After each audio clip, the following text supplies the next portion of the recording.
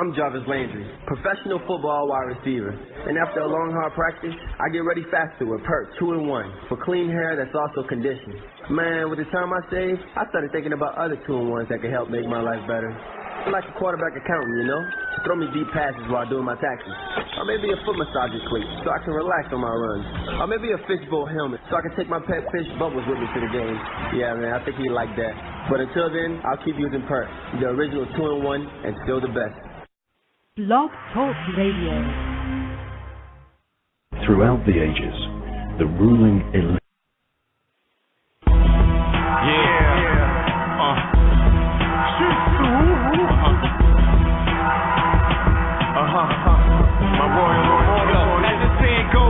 Monkey don't stop no show, but no third-dimensional being can stop my flow. I'm multi-dimensional, my style is quantum physical. My lyrical ritual manifests its rhyme. I chant Om at times, become one with the mind. Let it be known, my tone is the new paradigm. To channel my power, put my CD on your shrine. To repeat my name at least 9 times. I avoid bullshit like Muslims avoid swine. I'm the ace of spades and king of diamonds combined. This for your astrology oracles that know the true time. Supreme divine, changing water to wine. I'm on some other shit, like the return of the mothership, Nibiru.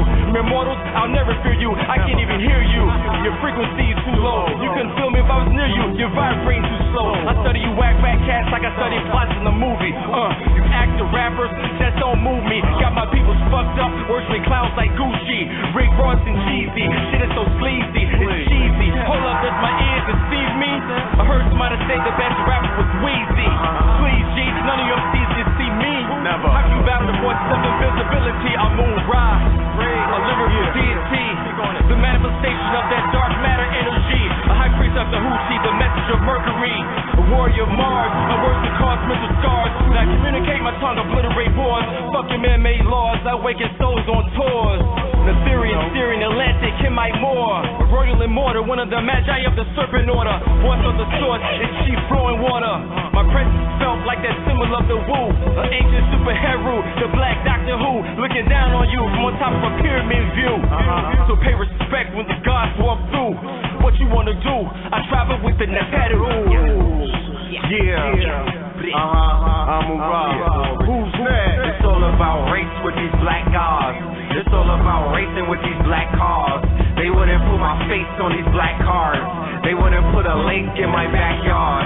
They wouldn't give us diplomatic status in a conscious community, which would only mean we will kill you with impunity, which would only mean we will kill you for the mutiny, which would only mean we could kill you for your coonery. I appear tall cause I'm standing on the shoulders of the giants, molars of the science.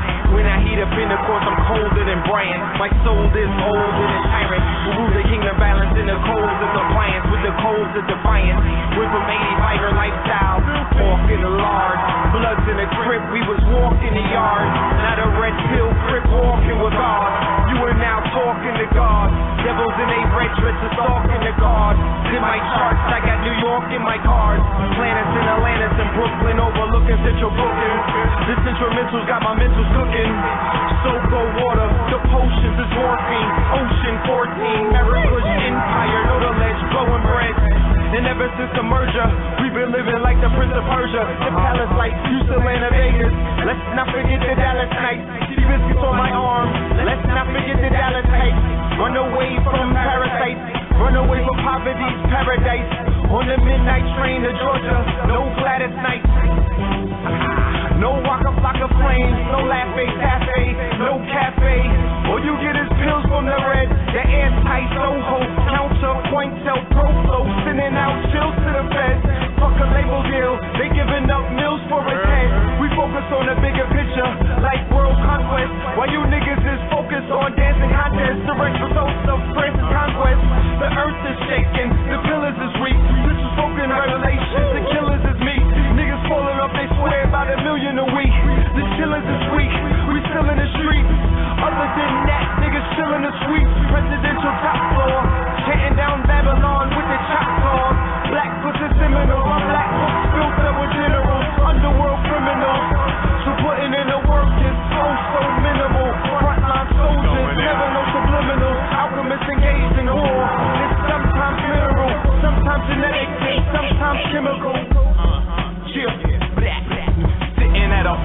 awaiting the 2012. 1111 is the portal. I'm at the helm of comets inside of space.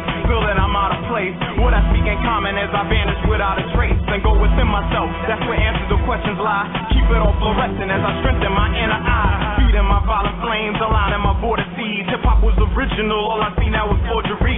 Back in ancient Kemet, they studied the mystic arts. The main lesson taught was operate from the heart.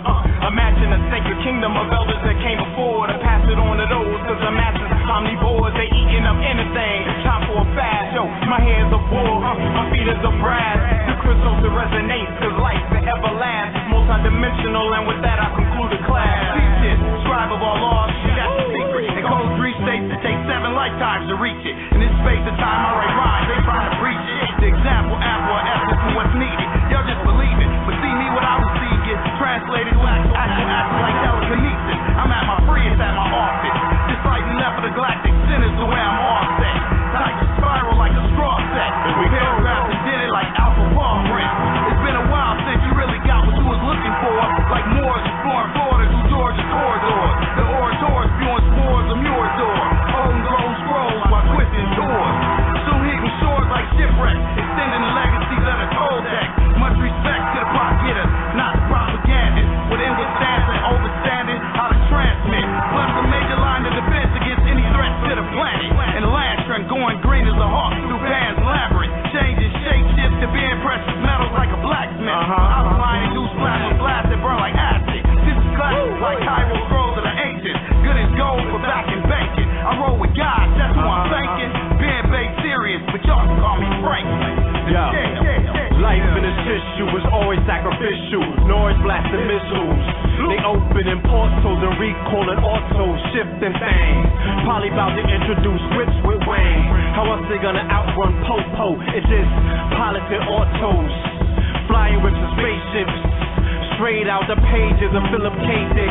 Fuck the Terror Dome, welcome to the Matrix. Alkalize or die, shit's falling out the sky. Man, these crackers is terrified, paralyzed, fear in the unknown, hearing them trunks blow. Before defeat, they retreat across the River Styx. They got you blind all the time about the truth of the 666. Man, it's Carbon, man, the first that we laugh on the sovereign land. 6 neutrons, 6 electrons plus 6 protons equals a cosmic mortal, emerging out of cosmic portal, according to the Dogon. Transform like Ultron. Due to a rise in the line, I kept my eyes on the prize like Lionel. Shit, sight me on sight like Obadiah. I can see Zion well from the mountaintop. Yeah, abundant land, a boundless lot. Expose these liars like roaches, light beyond light. Holy fire, my offer. You're baptized in the raptures of holy waters. Riding on chariots into this age of Aquarius. Stars to the belts made out of photons like Orion's tails. We stuntin', something serious be by far. The pictures I paint been tri-star, so I excel. Observe me in all of my splendor, high as hell. Blue pill, that's how we do. Royal Immortal, my East Coast, super hate rules. You know how we do, y'all think this a motherfucking game? We ain't playing. They flap their wings on this one.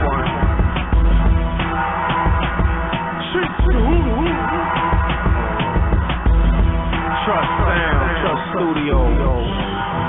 That's how we go.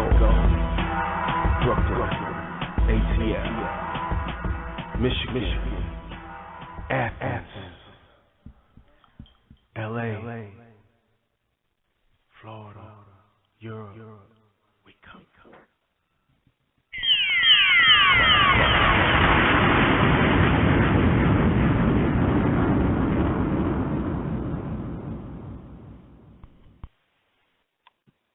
Peace to the family, peace to you and yours. Welcome to Know the Ledge Radio. You are now rocking with the best. Oh, yeah. We are here for another historic pairing. It's going to be a colossal night. You know what I'm saying? We are actually rocking for 3 hours. Yes, sir. I am joined by my co-host, brother, Red Pill. Peace. Peace to the family. Peace to KTL family. Peace to the universe, to the galaxy. Islam, Hotep, Namaste. Shit, Shoo. Peace, family. That was Legends of the Guardian. You know what I'm saying? That is the next single. You feel me? I'm going to keep it funky and drop the Z-Share link in the chat room right now. You know what I'm saying? We do not want to starve the family of this one. You see what I'm saying? So, yeah, they said it, Red Pill sound muffled here on the headphones and what have you. Can you hear me better right now? Or what have you. Yeah, we hear you a little better right now. Yeah, let me know, you know what I'm saying? So, because I got a lot of things. Yeah, we're going to be building tonight, so I need to be loud and clear. Yeah. To be that. We need to be very clear with our communications tonight because some things need to be set straight.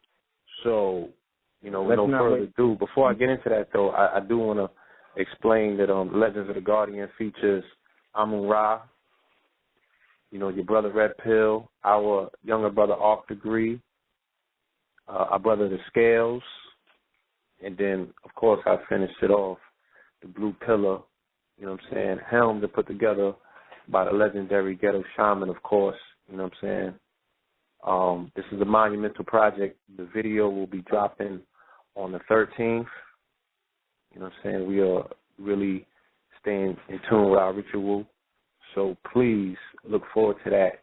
I'm talking about this video is astronomically colossal. Like, the ancestors came down and bore witness to this, and you will be able to actually see them in this video. It's real talk. Like, it's beyond metaphysics. Like, this shit is supernatural. So please do look out for that. You know what I'm saying? Like I said, we dropped the audio. Enjoy that, family. That's for the family.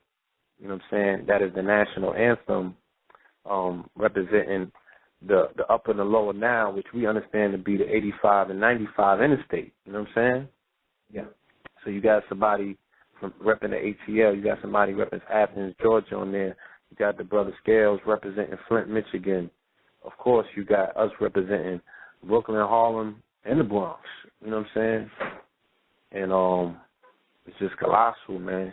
You know what I mean? Brothers about to go on tour and all that in Europe, so major things taking place. And, with the good comes the bad. But it's all celestial at the end of the day. You feel me? Yeah. So, and the track's produced by our brother R. Will out of the Bermuda Triangle, you know what I'm saying, a fire triangle. And that's nation building, you know what I'm saying? That's representing all corners of the continental United States, and that's definitely what we're going to be speaking about with our esteemed guests tonight, you know what I'm saying? This whole aspect of really putting together this national movement and really putting a face and an identity to Moors. Yes. And the Moorish National Divine Movement. Bar none. Yes. And and also the Moorish Renaissance and the Moorish Renaissance history that needs to be talked about, because this is the mystery. This is the hidden history. This is information that's not talked about in these lodges. They're not talked about in many of these organizations. This is not talked about in the streets. This is not talked about in the schools. Shout out to Sister Tahira. I did a presentation at a junior high school earlier today. I brought my little man with me, Amir. You know what I'm saying? We both turned it out. You know what I mean? I talked to them about hip-hop. So it was a condensed version of Fear of a Black Planet, you know what I mean? And they was eating it up. They were loving it. And I was actually blown away by the wisdom that the wisdom that comes out of the mouth of babes. They're so innocent, and yet they still have so many questions. So, they want to know. They're very inquisitive. Yeah, and shout out to the brother Philip Muhammad. Okay. Yeah, shout out to Philip A. Muhammad. Shout out to Hakeem Green, Channel Live. Shout out to Young Guru, Jay-Z's engineer, who was on the panel yesterday. Shout out to NY Oil. Salute to Supernova Slum. Salute to beautiful C Asia. Salute to all of the people that showed up yesterday in Newark for the Stop the violence, hip-hop call to action, panel discussion. Salute Black Dot, my bad. Oh, of course. When we get the video for this, everybody who is interested in the hip-hop universe, everyone who is a part of this, which is everyone, everyone who is interested in saving the babies from the gang violence, from these streets, everyone who is interested in uplifting themselves with some knowledge, you must. What was the brother's name who the Panther who was there, and the other brother, if you got the names, the brother that was a prisoner before, now he's a doctor. This particular brother works right out of Mega Everett College right here in Brooklyn. I'm gonna drop his name in a second. The Panther, I didn't quite get his name, you know what I'm saying? But we will be getting him on the show because he's bringing a very important message, and that's why all of this talk, gossip, and distraction is going on. Nobody's dealing with preparation for survival. You know what I'm saying? What if the lights go out tomorrow? You know what I mean? And you can't play no DVDs. It's not even going to matter at the end of the day. So what about preparation? You know what I'm saying? This thing is getting stupid real for people to be engaged in so much nonsense and be giving their time and energy to that. So he kept it extra funky. We have to get him on the show because people need a wake-up call. You know what I'm saying? The brother's name is Divine Pryor. He's a PhD. He earned his PhD while he was behind the wall, incarcerated. You know what I'm saying? And the other brother we talking about is a historic Panther. Last night with me, with the information and the way that he dropped it. You know what I'm saying? Oh, he dropped some exquisite information, and the way he put it together was wonderful. I mean, when it comes to our melanated brothers and sisters, man, there's never like a lack of savviness, you know what I'm saying, when it comes to delivering these particular messages. But you know, what we gonna have to become known more for is our deeds and how we actually are implementing these things that we're speaking about. And you know, that's pretty much what the call to action was about yesterday, like getting hands on. You know what I mean? Stopping even made it actually going outside in these hoods and doing something. Yeah, building because something, repairing something. Next panel that's going to happen is going to be the actual display of action. We already built for the people. They came out in droves to the event yesterday, and they got a chock full of information. And if anybody walked in there confused, they did not walk out of there confused anymore. You understand? At all. Because the record was set straight. They were basically deprogrammed and reprogrammed, and basically they are ready to put in that work. You know what I mean? So the next event that we have, it's not going to be necessarily a panel, because the panel was the introduction, and everybody agreed that the next time they come that they're going to bring at least 3 or 4 people. The next time that we form, we're basically going to the streets now. From behind the closed door, we're hitting the streets. We're either going to build something that day, we're either going to destroy something that day, or we're even going to and we're going to heal something that day, guaranteed. That's the mission. You know what I'm saying? It's the next phase to the lectures. It's the next phase to the panels and things like that. We're dealing with not survival because our backs is against the wall, but more so survival to build for a future. We're not doing this in fear. We're doing it in love. Do you understand? You roger that. So, you know, that's going to be that's definitely going to be that, and we're taking this on the road. This is going on the road. It's going to tie into Save Our Streets tour that the America's Empire and Know the Ledge Media is putting forth. That's also going to coincide with that. It's going to come a day where you're just going to see all of us in a room together, the whole society, the whole nation. Because at this point, it has gotten that serious.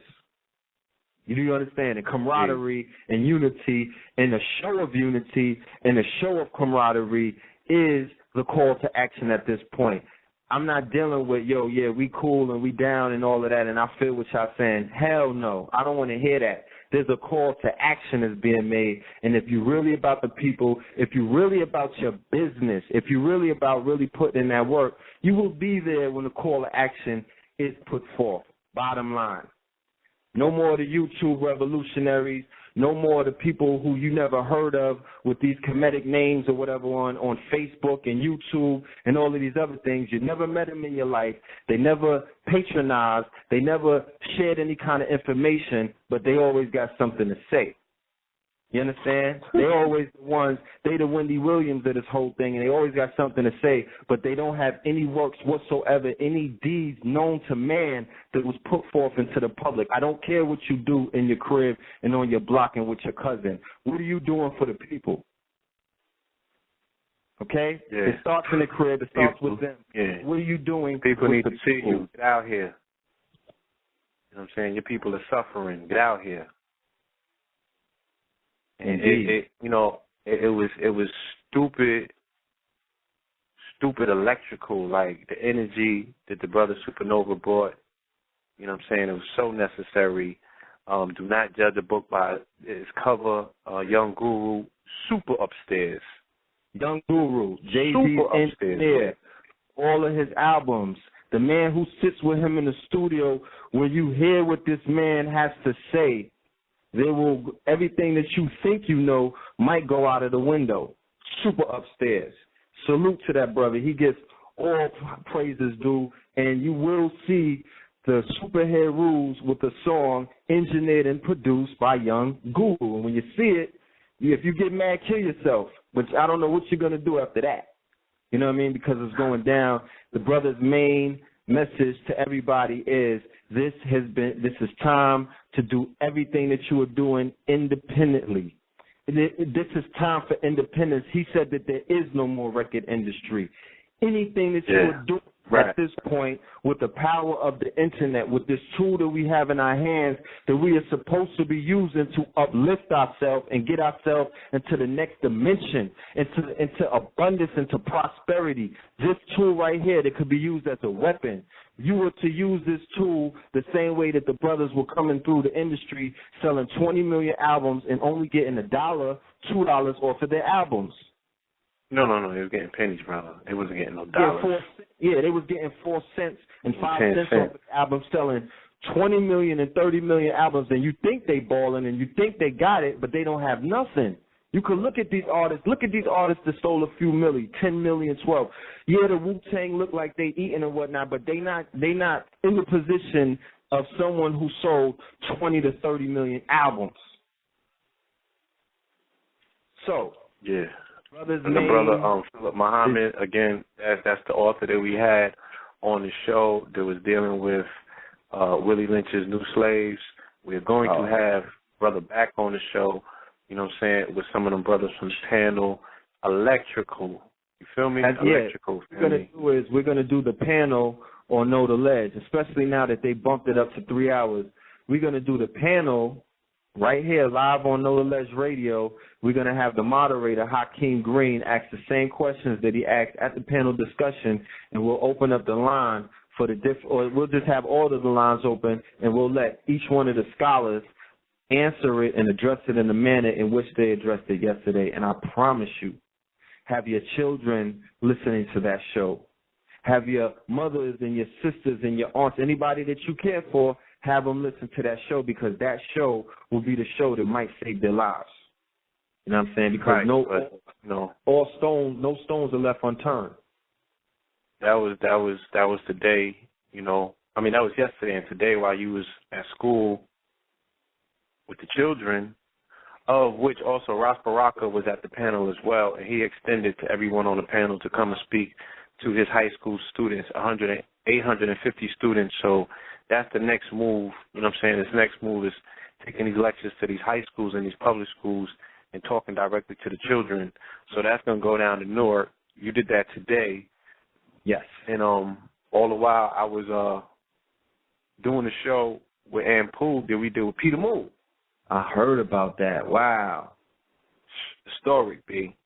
I got word that y'all was basically. Let me open up the 215 and let the brother speak on that, because, you know what I'm saying, that was history right there. Peace. Peace to the God. 215, peace. Yes, sir. You loud and Can you hear me? Yeah, you loud and clear. What's going on, Soda? What's good? Yeah, see. Good. Can't call it. Speak on that show today, man. Ain't close to my bed, huh? Yeah, it's my mental show. Just the intro. Part 2 for the family is the 5th, which is a Friday, the first Friday in November. So Peter Moon will be on Know the Ledge right here, where we can really, really, really go in and, got some special guests lined up right now in the works to come on and, actually bring some of this history together, and definitely special thanks to Blue Pillar for, holding it down, man, and coming over and extracting some excellent questions, to really tap into some of the wisdom that Peter Moon has. You know what I mean? Yeah. Can you drop that show in the chat room? And also let the listening audience in the chat room the name of your show. Yeah. I'm on Tuesdays and Fridays. Same day as Know the Ledge, but I come on at 6 p.m. And right now I'm only on for an hour. You know what I mean? So I'll drop that in the chat pretty soon. So yes, I'm on for an hour Tuesdays and Fridays, 6 p.m., 6 to 7.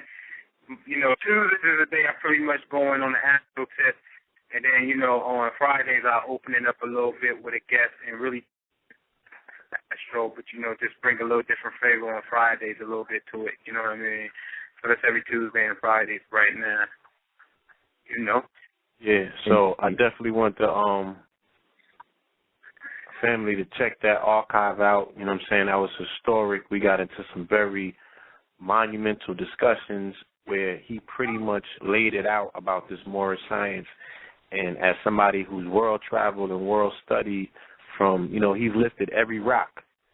And he said, look, without the Moorish aspect of it, you're not going to figure this thing out. You know what I'm saying? So right. He definitely put the stamp on it. And was also speaking about the feminine principle, the divine feminine principle. You know what I mean? And I can obviously tell that we're going to have a super duper 4-hour long show on that. Yes, sir. And the chaos magic that's involved with that, because the shit is chaotic at this point. True indeed. Brother, but we also are standing in the throes of some very prominent energy this particular day. People notice the energy is very high on this show. It's a very prominent day in terms of the energy spectrum. Can you speak on that? Yeah, indeed. You had that new moon energy that was coming in, jumping off in Libra, moon escaped out and got up into Scorpio. And it's all about Mayat, you know what I mean? It's all about balance. And one thing in particular, though, me and Nasir were just busting it up on this. There's not one planet in the sky right now in the fire sign. You know what I'm saying? So on the fire signs, we was busting up, you want to be extremely gentle with, because that creative spark really ain't there. You know what I'm saying? Or the fire is feeling uptight, especially with all this energy in air signs. You got the sun, Mercury, Saturn, Neptune, all of them in air signs right now. You only got one planet in the earth sign, which is Pluto, and then everything else is in water. I mean, so it's really just a balance of air and water right now. So that's masculine and that's feminine. You know what I'm saying? So, air and water is really, that's like an Aquarian type principle, because people think Aquarian is a water sign because it's the water bearer, but it's actually an air sign. So there ain't no fire in the air, but the energy is crazy. Me and your brother, the Red Pill, we was busting it up on that, talking about how, this Mars square Neptune. I did a show on that back in September, like September 27. That's on the archives, talking about this Martian energy right now.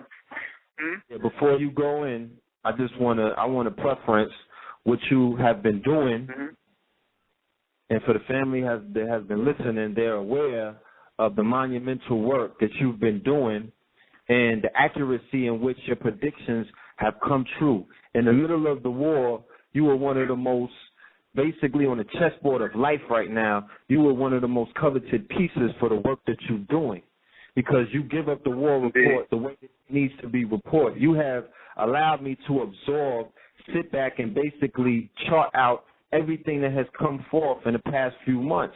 And without that information, realistically, I don't know how I would be able to move through this chessboard that we're moving through, because this is the chessboard that we're playing, people. Don't get it twisted. This is Clash of the Titans. This is the gods and the way that they move.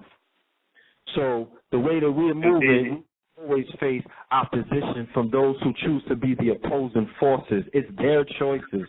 This is something that they decide to do. So when they show themselves and when they make moves and when they act such as, we're always prepared. It's like knowing it's like knowing in your chess game, master chess players know moves that you're going to make 2 moves before you even make them. And that's how they're able to smash you. Right. So I want you to, go in. Pardon me.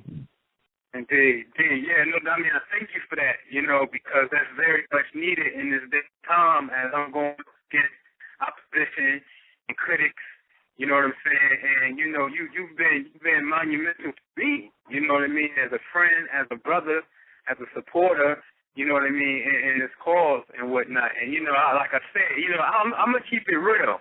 There's certain things that I'm not going to say, and I would never say, such as certain things that's out there saying that I said certain things. I would never say certain things like that. But just to paint the picture, like I've been with the Red Pill and gave readings to him and maybe a sister that he was dating or courting at that particular time, and 100. And if I thought that the sister might could deceive him, I had to tell him.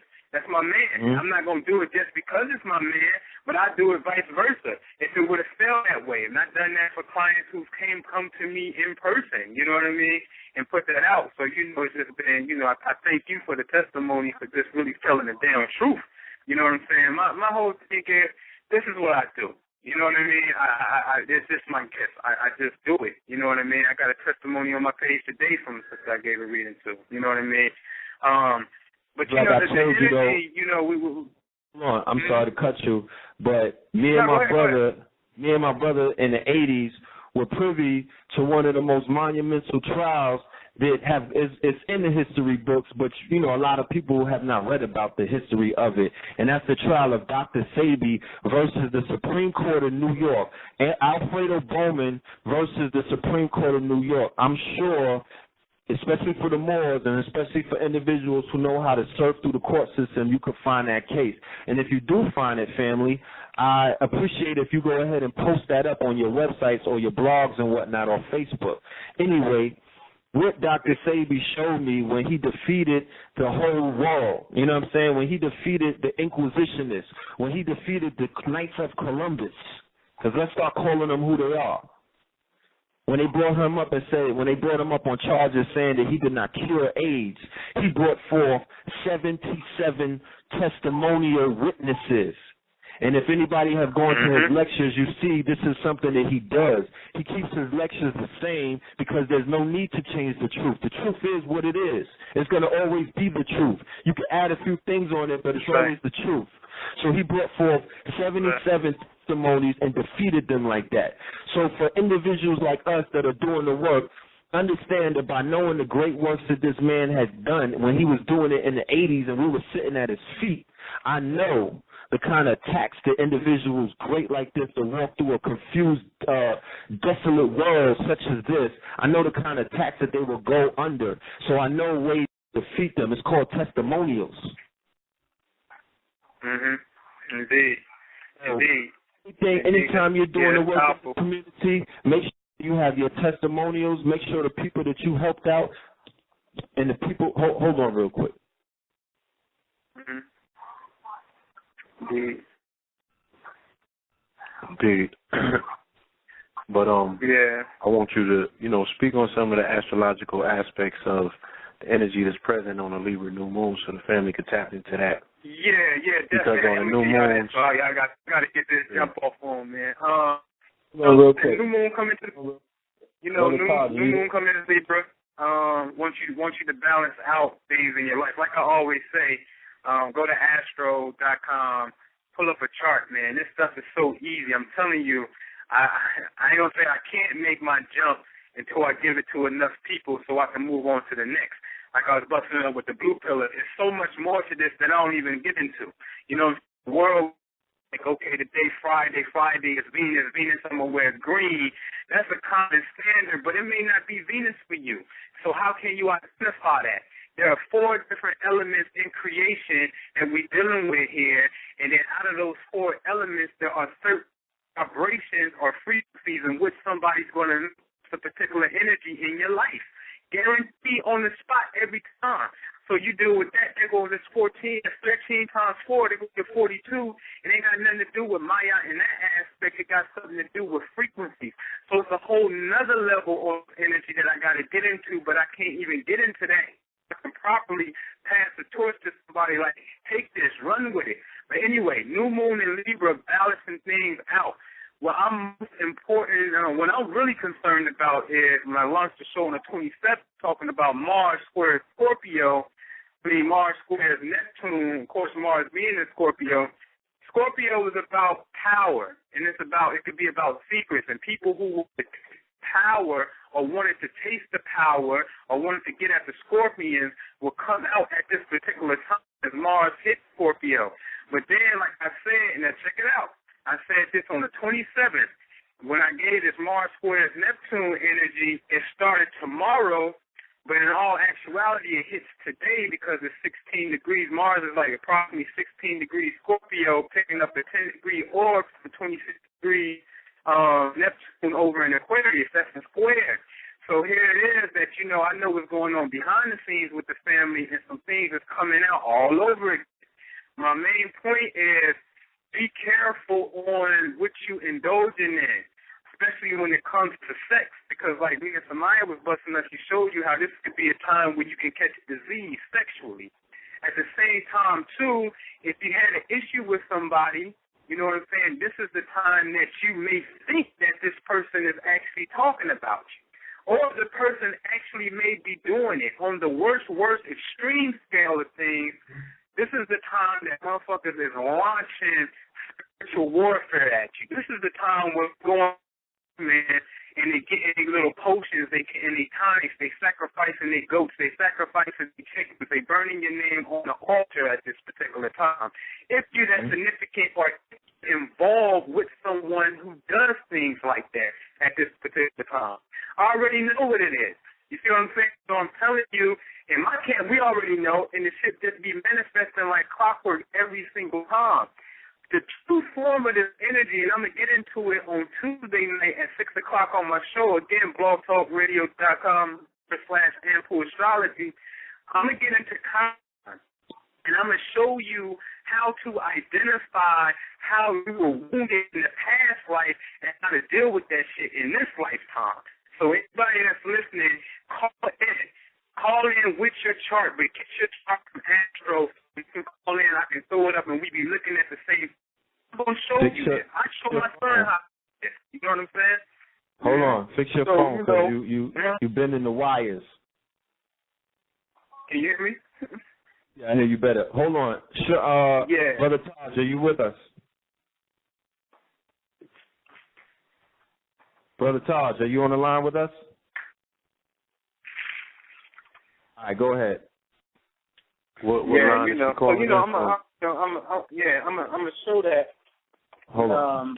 I'm gonna show that on Tuesday, how to identify this wound in the past life. Most importantly, Neptune is in the sky right now in conjunction with this asteroid that shows you how you was wounded.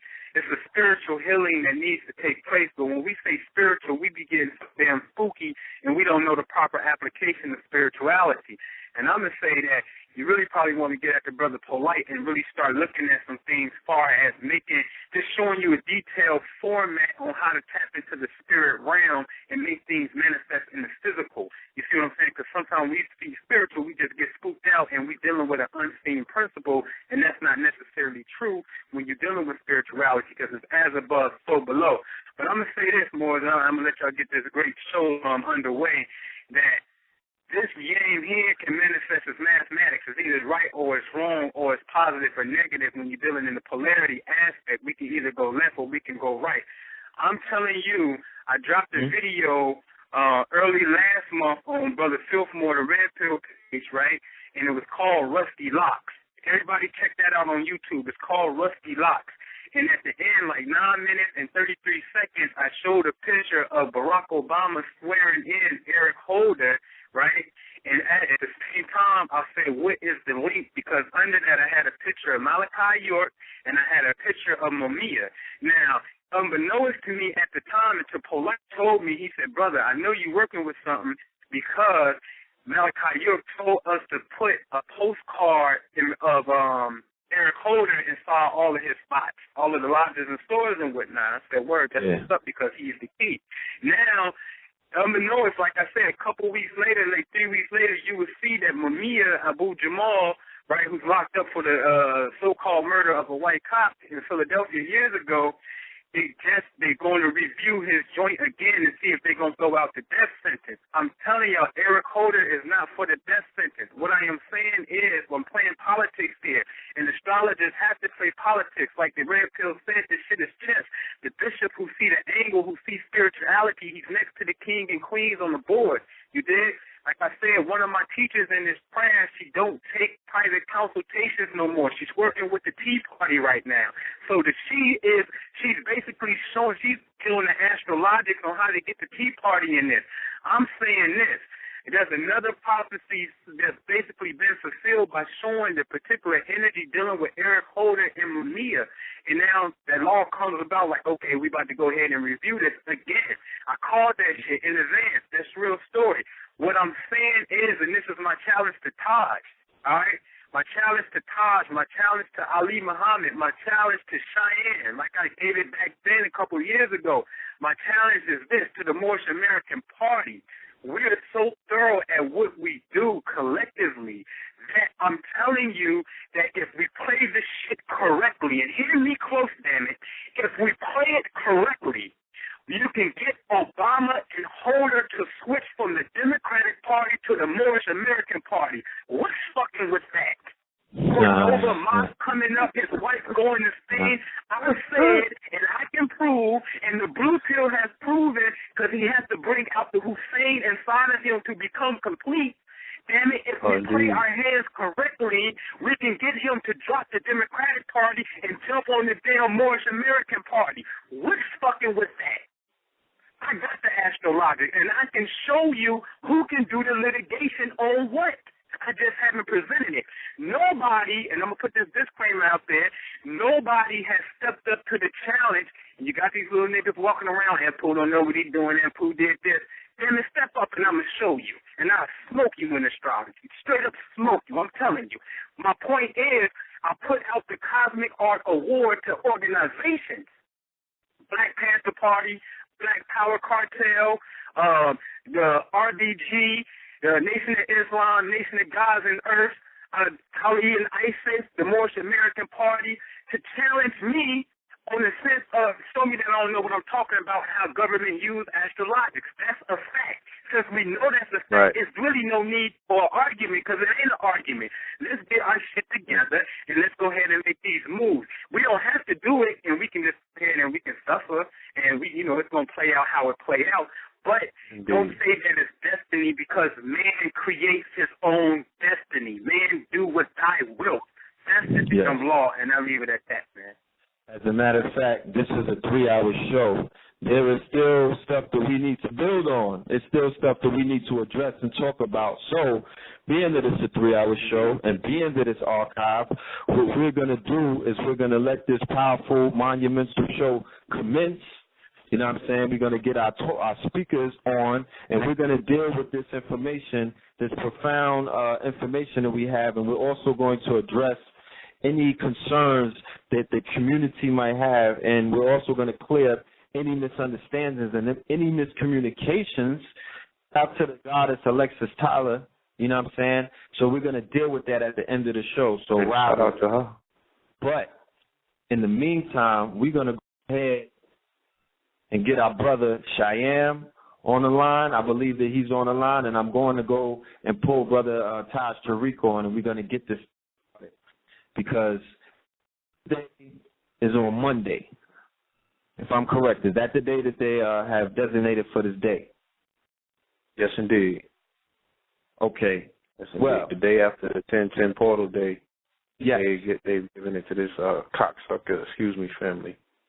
We're going to show through this demonstration tonight empirical proof that some may have heard and that some may have never heard before who this man Christopher Columbus is, the significance and importance into who this man is, the damage that this man has done on a worldwide, global scale ever since he set sail in 1492. And we're going to tie it in and show you, you know when they say take your correct shot and make sure that you hit him right in the head?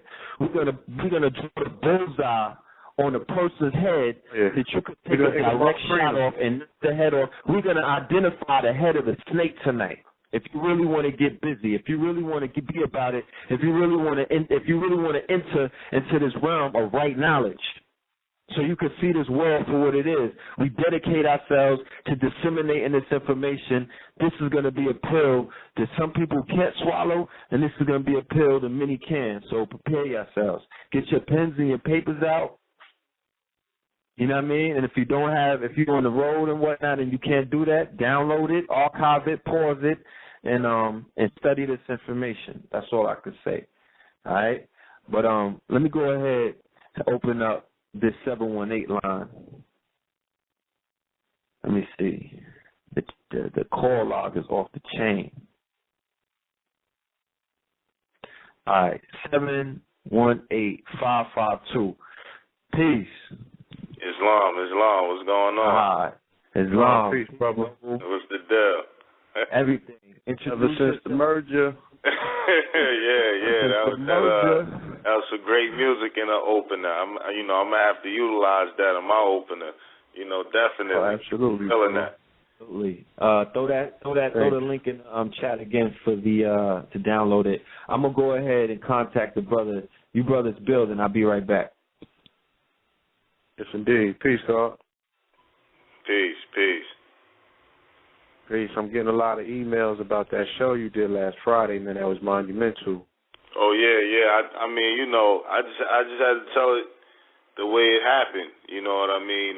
Because up until that point, that's something I always, like I said then, I always, thought about it, always wrestled with it in my mind. But that night you pointed it out to me, it was what it was. I had to say hands down, definitely.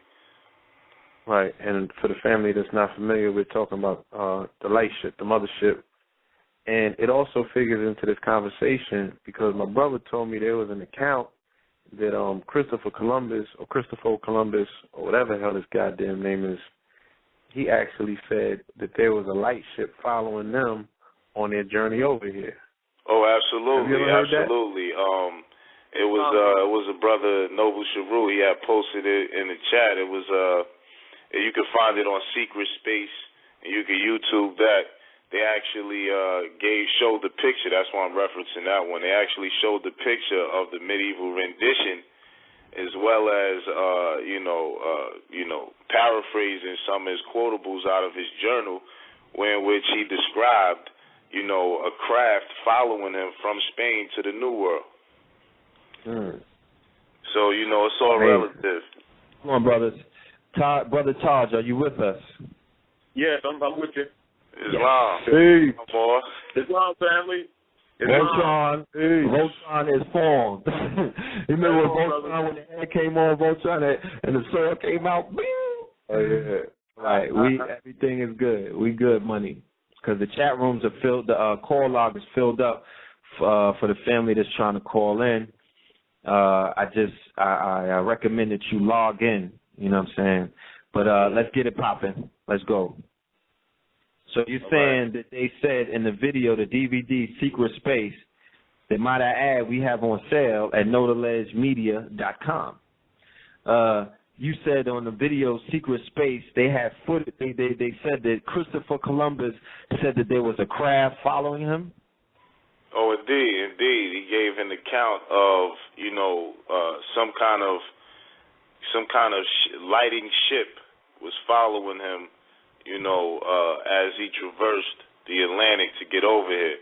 So, if anyone does a little bit more digging into the archives of his journals, I actually found it, and I'm going to be presenting it at our web show, the Moorish Renaissance. But it's an actual account, sort of detail as well of a craft, some kind of craft following them, and they placed it in where they showed other medieval art and literature describing, these same type of occurrences. Yes, that's true. Powerful. Definitely. How are you doing this evening, esteemed elder, Brother Taj, Tarik, Bey? Islam, bro. Islam. Peace. I'm good to hear Brother Shyaam drop the wisdom. Yes, that's true. And it's a lot of other going details. on, Elder? Islam. Yes, Islam, good brother. How you feeling, brother? Pretty All good. right. Yes, and also, because originally they were trying to get to like the Madagascar area, trying to take over the spice trade. But yes, it is true what Brother Shyaam is saying, and there's other details too, not only with him but with the Gama too and others in their records. The same thing. Yes. Okay. But they hide that part of the history so that people would not recognize that actually advanced technology is ancient. They just haven't exposed it. Indeed. And of course, that's the ancient Sumerian ships. You know that. Yes, sir. Those ships have returned. As a matter of fact, Javons is what they call them. Yes, and those ships have returned, Brother Taj, and they're making their presence known to those who can see, because at this point, and I already tried it out, everybody cannot see the mothership in the skies. I already told a few individuals that I came in contact to look up, and they did not see what I was seeing. Everybody can see it. The ships are not for everyone to see at this point, but they are so visual, they're so present every single day now they following. Yes, that's true. And it just feels like I have, it feels like you have what they call the mothership, the guardian, the watchman, the watchers protecting you. Yes. So anything that you're doing at this point, just do it knowing that there's a craft, there's a mothership above that might be bigger than the state that you might even be in. One of the things I wanted to say quickly as well is,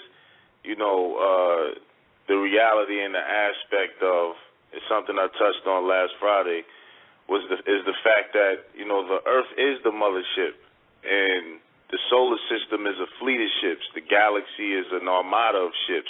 When they go to space, because we're in space, the planet's in space.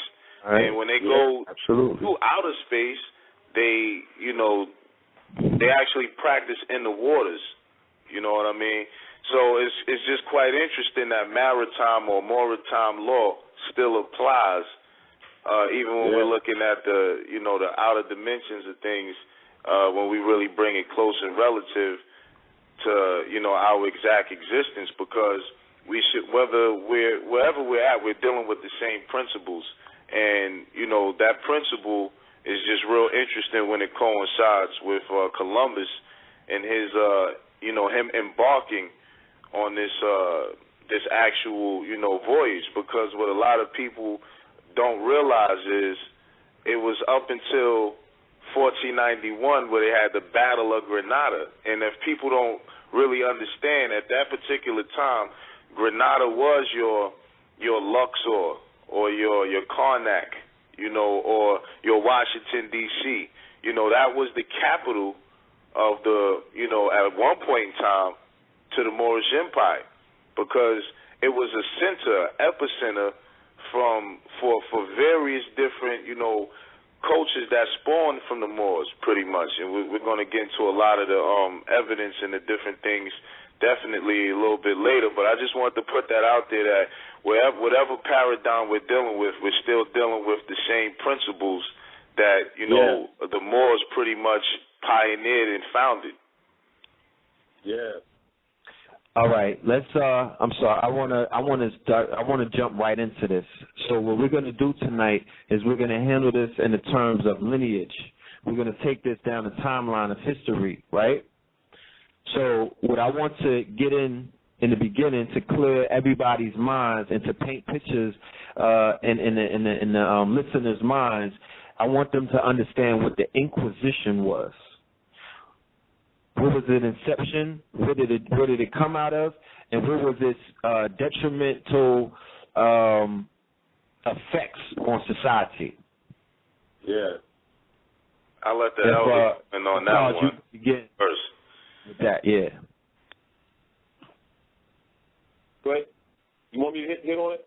Yes, sir. Yes. The Inquisition basically is the foundation of the politics, the corruption of the politics of the total modern period of the world, or contemporary period of the world, and it deals with the popes of Rome, or what is known as the bishopric. The bishopric is essentially the church dealing with the hierarchy of the church from the popes down through all the bishops, et cetera, et cetera. And essentially, for a time period, we'll just deal with Pope Innocent II, because basically Pope Innocent II, which is not, they use that term innocent, but he ain't innocent, is the foundation of the overthrow of the last stronghold of the Moorish Empire, which is in Granada, and which Brother Shyaam was referring to. Now, we must also look at the agreement that was later made from a chronological activity with the deals that the English made with the popes of Rome in, say, I think it was about 1213, with the Treaty of Verona. Mm-hmm. And that, with the Inquisition, is the foundation of the collection arm for the popes of Rome, which was the Inquisition Revenue Services, which is known today as the Internal Revenue Service. Mm. And just like when Cheyenne was describing the issue with the craft, with the devons, which is what we call them, those Hoover class, and those actually ancient, from the ancient Sumeria. People say Sumer, but it's actually Sumeria. The deal of it is that we have to kind of look at things three-dimensional, whereas as we're looking at things now in history, we usually look at them as like time periods, say like medieval period, early contemporary history and modern history like that. But actually, as it is operative on the ancient principle, everything was looked at three-dimensional, which means we didn't measure time the way we measure time now. And likewise, with a lot of the craft, the movement of the craft, with how do you say, what they may say, folding the universe, as they say, when they travel long distance, etc. And like Cheyenne said, actually, the earth is actually a storehouse. Mm-hmm. And of course, we get into the ancient history whereas, the competitions for this storehouse and certain protections that were put in place for us. But one of the things that we must recognize, particularly the direct descendants of the ancient Moabite, Canaanite, which is us, is that we've been pretty much asleep. And so we've been looking at this whole thing one-dimensional. And one of the important roles that the secret societies play is keep those who are ruling focused on the three-dimensional sight, meaning that they look at everything on the Trinity principle, and they have to be reminded, because they're operating still from the physical body, but in order to rule, they still must deal with the ancient sciences. Even though they may be limited, that's the fundamentals of its operations. Now, also, you want to look at, with that Treaty of Verona and that agreement between the English and the popes of Rome, is the foundation of slavery. Of course, slavery is a contemporary word, but it's actually forced servitude and peonage. But the peonage that basically we suffer from today, that we've been calling slavery, which is actually a modern connotative word placed retroactive, when actually that word doesn't go back too far in history, because that actually deals with the nationality of the Slovakians, who the Red Russians had conquered, and that's where that term, where the connotative adaptation was in the linear definitions connotatively was given to the word slavery. And when they reconstructed the history, they started writing it retroactive when actually it has no real ancient foundation, because actually the ancient is peonage and forced servitude. So we want to look at that, and then we want to look at when it comes up to the Bilderbergers, etc. The usual thing where they talk about the war powers, the straw man, etc., the birth certificate birthing, which really has more to do with ships, bottomry on how they operate with us, and this is even back to the principle of them, contrary to the knowledge of the people, converting unlawfully the non-trust agreement of the Constitution into an implied trust so that they could pull the crap that they're pulling, creating the straw, and actually acting as ward keepers for us, for the popes of Rome. And so when we look at this thing, when we look at the history, look at the dynamics that we're dealing with now, even with the battles that we're having with their, with they created the straw man, etc., the Negro black and color thing, is that we must understand the how do you say, the limited remedy we have for unity amongst ourselves with declaring our nationality to get out from under the queen, etc. And also understanding that the operations of the Inquisition is actually to destroy the matriarchy of the ancient world. And so what we have actually is a patriarchal system, which is the papacy of Rome, overthrowing the Asiatic African systems, which is a matriarchy. And it doesn't, you don't look at it from the perspective of, male and female competition the way we look at it in this culture, but it actually has to do more with the fundamental workings of nature. And so it is important for when we look at the politics here in North America, that if there's not a grounded background knowledge of the Inquisition and its successive implemented rules and pseudo-law as per se, let's say the Christian Black Codes of 1724, et cetera, the Negro Acts, et cetera, and why Asiatics and people of African descent could not be citizens of that union, is because we were being conquered by the union. And that must not be confused with the treaties that was made with the empire, et cetera, whereas they just simply violated and essentially overthrew and then granted the people and put them in the codes, by the Dutch masters as a Negro, black, and colored, et cetera, which is also a straw. And so in context, let's look at all of those particular aspects to understand the current day politics.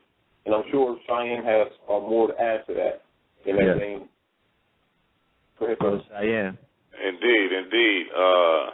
Definitely honors to the elder Taj for putting it so beautifully. We got to also consider that the Inquisition means to investigate. That goes for your ATF, your FBI, your CIA, your IRS. All of these, like he said, is the contemporary model for the politics of the world, which is investigations. Investigating to see who has broken a law so that a complaint can be made against them at the end of the day. You know how people say, oh, you're always complaining. Well, that's all the Inquisition or investigators do, is file complaints. You understand what I'm saying? So it's not that far removed from the reality of the situation when people are living day to day. It's a system that people have become so comfortable living under that they just can't see what's taking place right in front of them.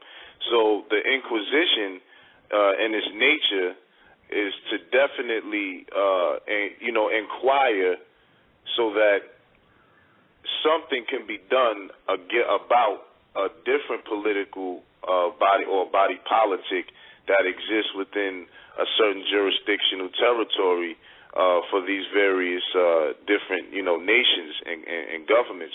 One thing to take into consideration is the Treaty of Westphalia, because this is when the popes of Rome the heads of Rome and the Christian princes and kings and queens got together and decided they were going to create the model of the nation state so that people would be under a corporate government, so to speak, and less of a de jure,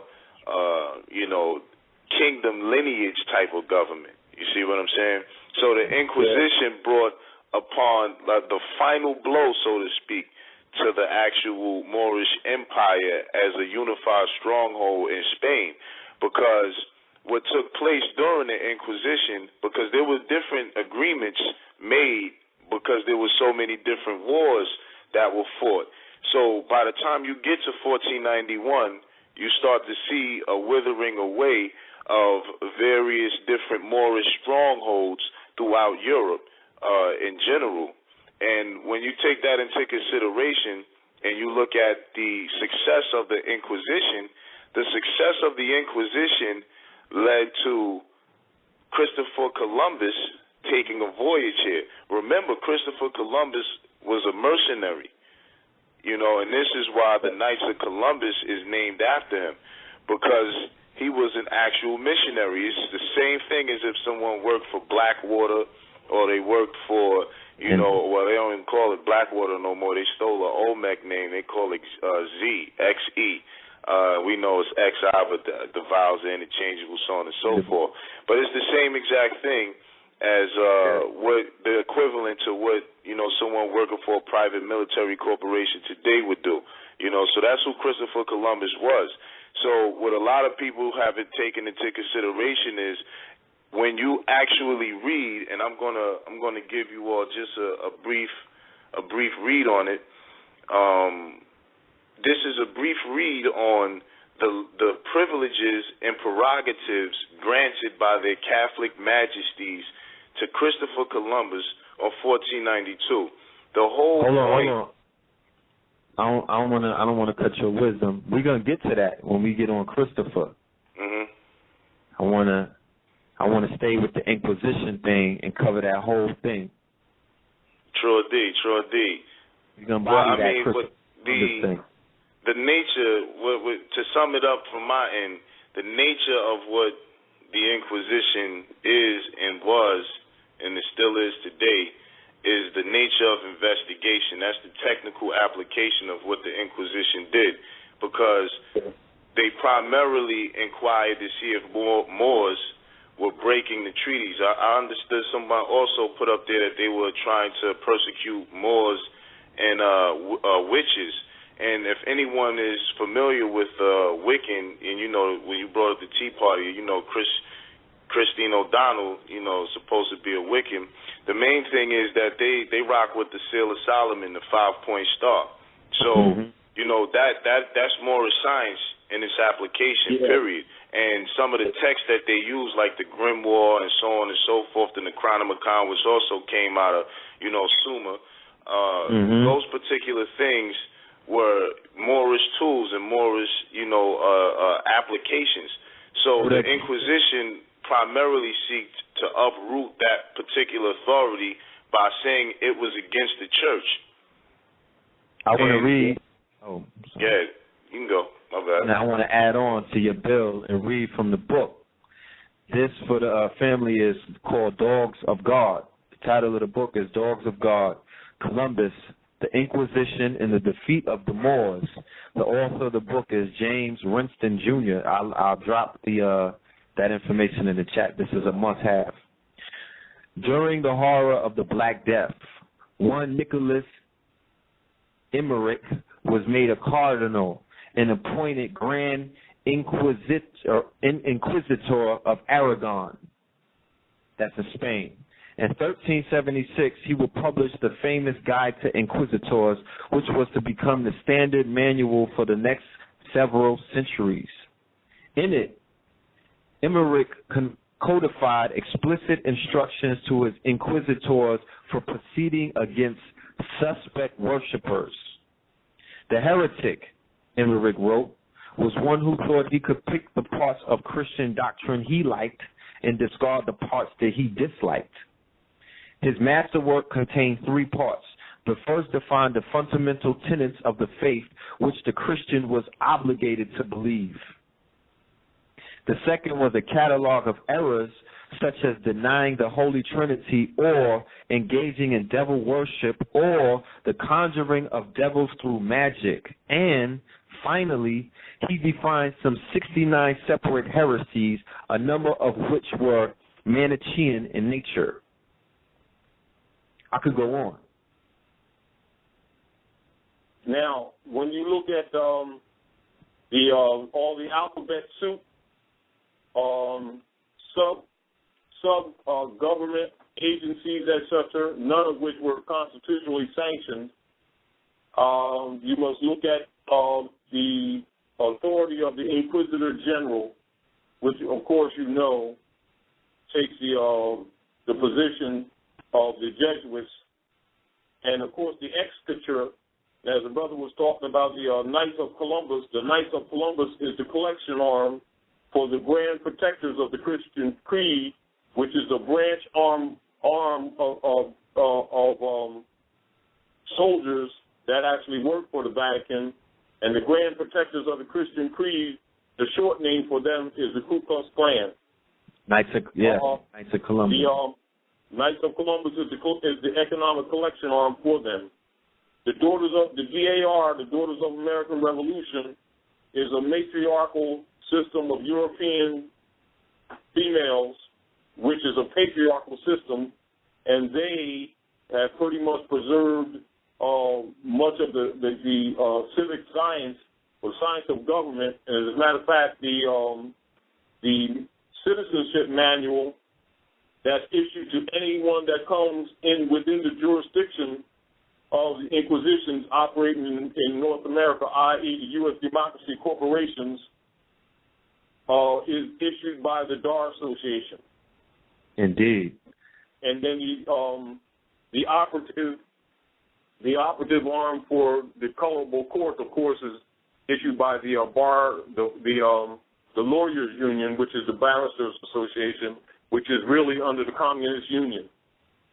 And also when judges try to impose lawyers on people should ask them anyway, what association does the Barristers Association that they're representing to them, what other association are they connected to? And then ask them in the discovery, or ask them in the disclosure, are they associates or are they subordinated to the Communist Union? Because, in fact, they are. Yes, and you're allowed to ask that question. Huh? The people are allowed to ask these questions. You won't get in, yes, you can always question because you want to know that judges are always trying to put lawyers on people in order to claim jurisdiction over them. And this is why they was upset with Cheyenne when he wouldn't give them jurisdiction when he was in court. Exactly. That same principle, because he knows. But the people in general need to know that. They need to know the spirit from which he was coming from when he took that position, which is absolutely correct. But as soon as he gives them jurisdiction, they roll on them. Islam, I also wanted to add on to what the elder said just briefly, and I definitely want you to continue. I don't want to stop your bill, but when he brought up the Barrister Association and all of the particular different attorneys, all barrister associations are authorized wherever they are in the world through a letters of patent from the Knights Templar and from the Knights of Columbus more directly. I'll be presenting that information as well at the web show, but everybody should take that into consideration. So that just adds more, just adds on a little bit more to what the elder was building on about, these particular inquisitionist organizations. And that's how, and I think another thing that people need to recognize, I think a lot of times they keep looking at the Inquisition as being just back into the 12s on up. But one of the things it's always been operative, and they've made all these subdivisional agencies to carry the work out. But from the official position, when they so-called officially ended the Inquisition, although it hasn't ended, but their so-called official ending of it was only 33 years after George Washington's death. So when people keep thinking, when the people keep putting it in the context of just the medieval period, their concepts are absolutely incorrect. Yes, it is operated today in the subcategory, in the subdivisional agencies, but they need to know that it ran rampant. I want to take it as far as to say individuals who possess the book without sanctuary and individuals who have grown up all their lives looking at the hanging pictures, that there is the Inquisition. Shyaam was shot. That is the Inquisition. You cannot forget that. Amadou Diallo, that is the Inquisition, and we're going to show empirical proof that the hangings that people, have seen in the days of slavery were the same hangings, and things of even worse stature were going on in Moorish Spain, and also after the Moors were defeated when they went on a murder mission and murdered 1 billion Moors around the world. That's right. And even right on up to every action that we see today, Sean Bell, Inquisition operations. Yeah, I want to continue reading about. Yeah, I want to continue reading about the Inquisition and showing the people where it exactly came from, especially all of my religious people. Yes, go ahead, brother. His power derived from the Pope, and it included the authority to prosecute bishops and priests, and to maintain his own prisons. For those who were denounced, there was a presumption of guilt. Emmerich enumerated the tricks that a wily culprit was likely to use in an examination and offered strategies to unmask such deceptions. That happens today when individuals get cross-examined in these rooms when the alphabet boys snatch them up. They've already perfected it from those days. When a confession began, it was likely to be a gushing torrent, and it should be allowed to continue to its end, lest the heretic return to his vomit. Should torture be needed to confirm guilt, only a bishop could order its administration, and it should be employed only as a last result. Euphemistically, torture was called putting the suspect to the question, but Emmerich warned inquisitors not to rely too heavily upon it. He said, some are so soft-hearted and foolish that they will admit everything, and though it be false, under light torture, while others are so obstinate that no matter how much they are tormented, the truth is not to be had from them. In putting men to the question, the greatest prudence is to be exercised. Still, on the administration of torture, Cardinal Emmerich was responsible for one major procedural change. Before him, the rules forbade the repeat of torture a second time, but in the passing of the Directorium Inquisitorium, torture could be suspended and then continued, but not repeated. Despite the hair-splitting definitions of Emmerich's manual, the hunt for heretics was not a widespread preoccupation in medieval Spain until well into the 15th century. Public displays of inquisitional ire were rare and scattershot. Until the arrival of Ferdinand and Isabella, the prosecution of the wayward was known as the Old Inquisition. They ushered in the New Inquisition, and it was reasonably benign and toothless, at least compared to what would follow. Partly due to the achievement of Alfonso the Learned in the 13th century, it did not exist at all in Castile, for he had put his realm beyond the reach of the Vatican. It would be left to Ferdinand and Isabella to institute the new, extremely more virulent Inquisition and to make into a uniquely Spanish institution. In that new endeavor, the successor to Nicholas Emmerich as Grand Inquisitor for all Spain would cast a far broader and darker shadow.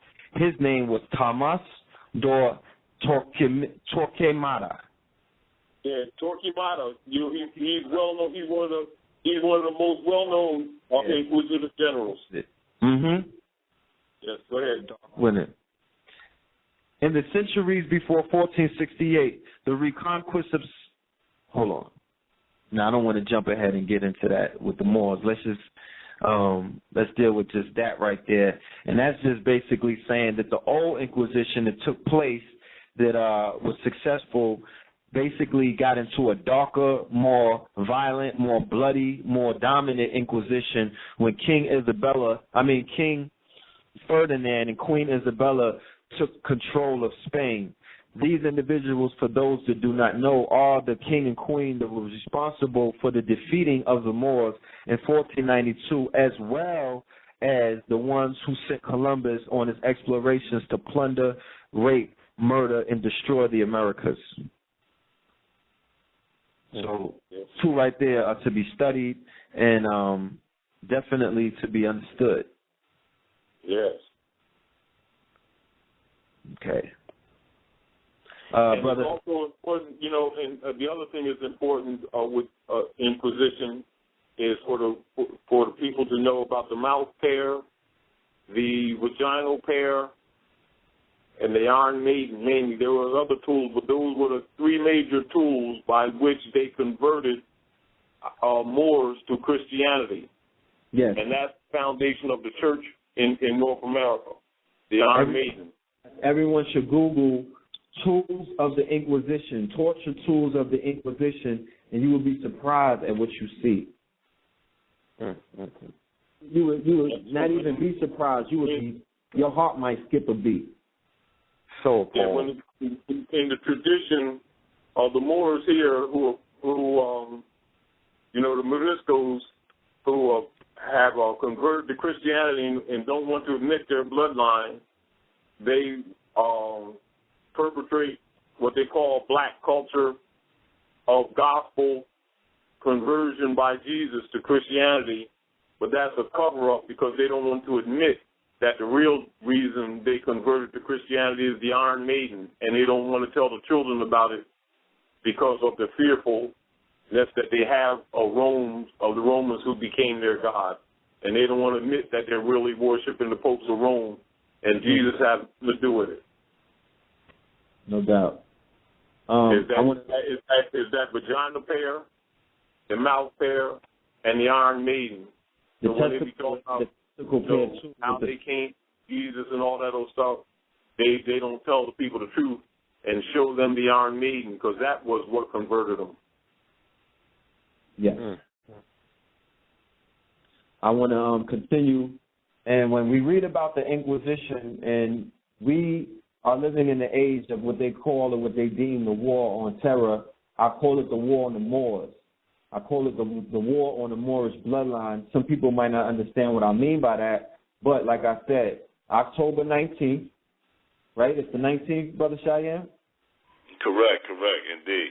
October 19th, we are launching what is known as the Moorish Renaissance web show. It is guaranteed to be, it is promised to be classic. It is not one night. This will be many weeks in the run, and it's going to be available to all those who have computers and all those who are able to attend live in person. So we're going to basically show everything that needs to be shown, because we're giving you this information right now, but we have it all in visual audio presentations, which is 10 times more powerful, because you need to see this. Okay, yeah. I want to continue on the Inquisition real quick. Okay, it says, taken together, the instructions laid out an elaborate system for entrapping suspected heretics. Before I go, like I said, the war on terror right now has what we know as the Patriot Act. It has what we know and what we've seen through the media, the torture of the suspects in Abu Ghraib and things like that, the suspected torture of Muslim captives that they have. So when we read about this Inquisition, I want you to basically pay attention to what we're reading about and line it up with what's going on today, with what you know about these new laws and these what do they call that? Perdition flights? And you see it continues. Yeah, perditions. Yes, the perditions. Okay. No, renditions. Not perditions. The renditions that they're doing all around the world. Yeah. They encourage voluntary. And they flying some of them to Morocco. Of course. That's one of the main sites they bring them to. They bring them home.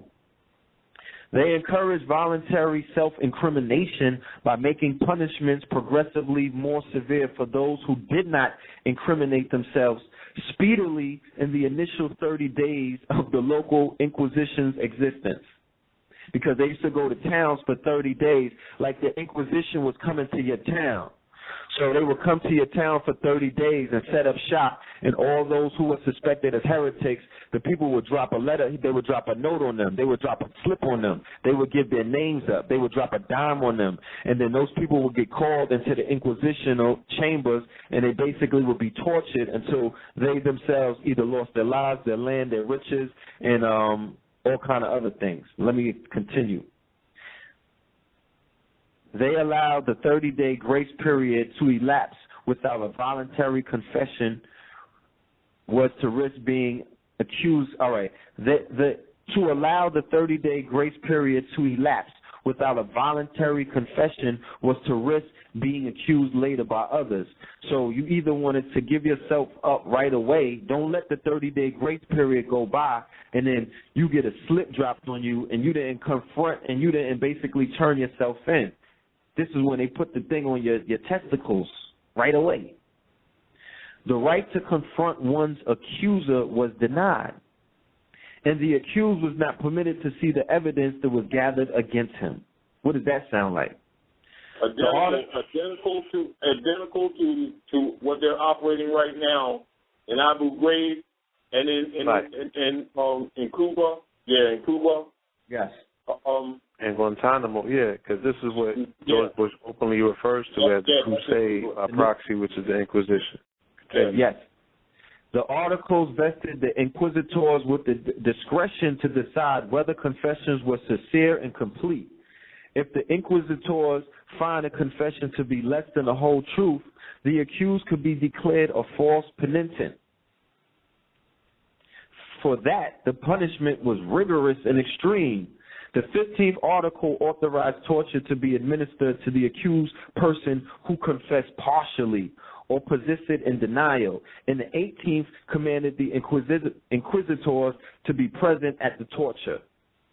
The instruction contained elaborate provisions to confiscate land and property from the accused, since this was to become a vast land grab from wealthy and prominent landholders. Okay? This is how the Moors began losing the land. And this persisted into the Americas. And this persisted into Africa. Anywhere where the cross went, that's where the Inquisition went. They perfected it. It grew in Spain. It got perfected in Spain. And they took the show on the road. This is the root to the argument to getting it back. Yeah. A system of treasurers was set up to seize and to record such property. The testimony of slaves and vassals against their lords was protected and kept secret. So, the Moors had slaves. The Moors had vassals. The Moors had people under them. So, when the Inquisition basically rolled into town, they were allowed the women out of the harem, the servants that were serving, not chattel slavery. We're talking about involuntary. They were basically serfs. Peons, working the land, tilling the land. They were allowed to testify against their masters. Mm-hmm. If persons have sold or gotten rid of all of their lands in fear of the Inquisition and are on the run from the Inquisition, the 7th article read, those people are liable for the amount that they receive from the sale of the lands and possessions. This applies to people unless they are treasurers. This is for the reason that the treasurers are the ones responsible for the liquidation and transfer of the property to the Inquisition. Does that not sound like the IRS? That's exactly what it is. And that, as a matter of fact, what you're identifying is the wealth transfer that's taking place right now with the fraud of the mortgage companies, which is taking place right now, which is Inquisition operations. Exactly. Confiscation did not apply only to the living. If it is proven that any person died a heretic by writings or conduct, he shall be condemned, his body disinterred and burnt, and his property confiscated.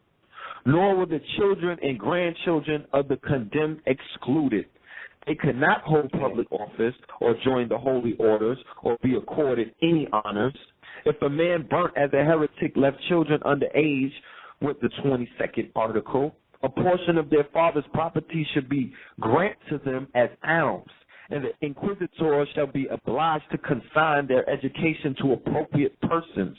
The process placed great emphasis on efficiency Any matter not specifically covered by an instruction was left to the discretion and prudence of the inquisitor to determine guilt. Innocence became a near impossibility for anyone accused. The best one could hope for was to be reconciled to the church and merely lose land and property or be jailed indefinitely in an ecclesiastical prison. Ecclesiastical prison. Okay? So we're talking about when we see brothers and sisters burning at the stakes.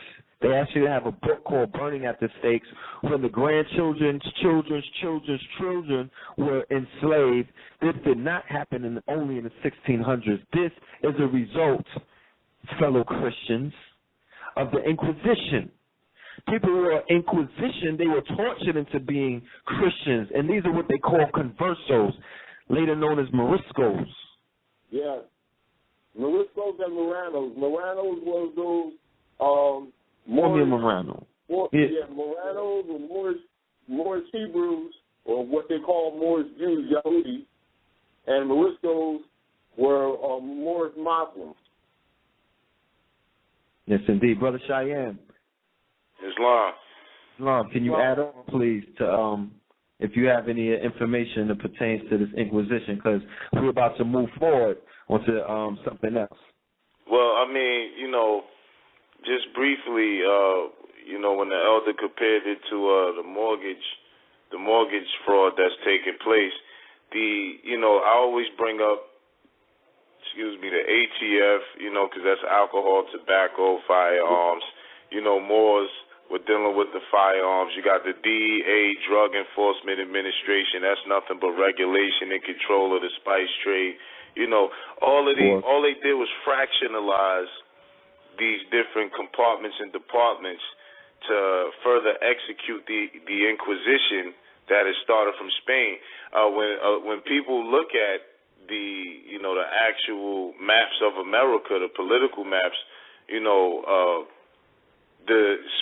most they call it Latin America because that's already a remembrance of the Moors. But the main thing about the Inquisition that people have to understand is what it leads to and what it led to. And ultimately, the Inquisition is a Christian tool of justification for the actions of stealing everybody's resources and land. Yes.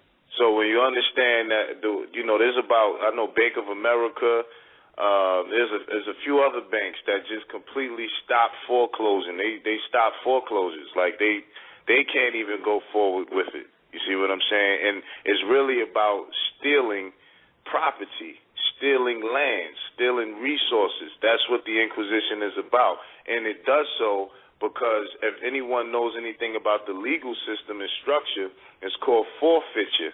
You see what I'm saying? So when you read and explain how they do it, that's precisely how they've broken down the prosecutorial process of, the current United States and current international politics. Because when a lot of people talk about, I'm going to take my suit to the World Court, to Geneva, that's great. And we're supposed to utilize a lot of things. However, the International Criminal Court was started by the Rome Council and the Rome Statute.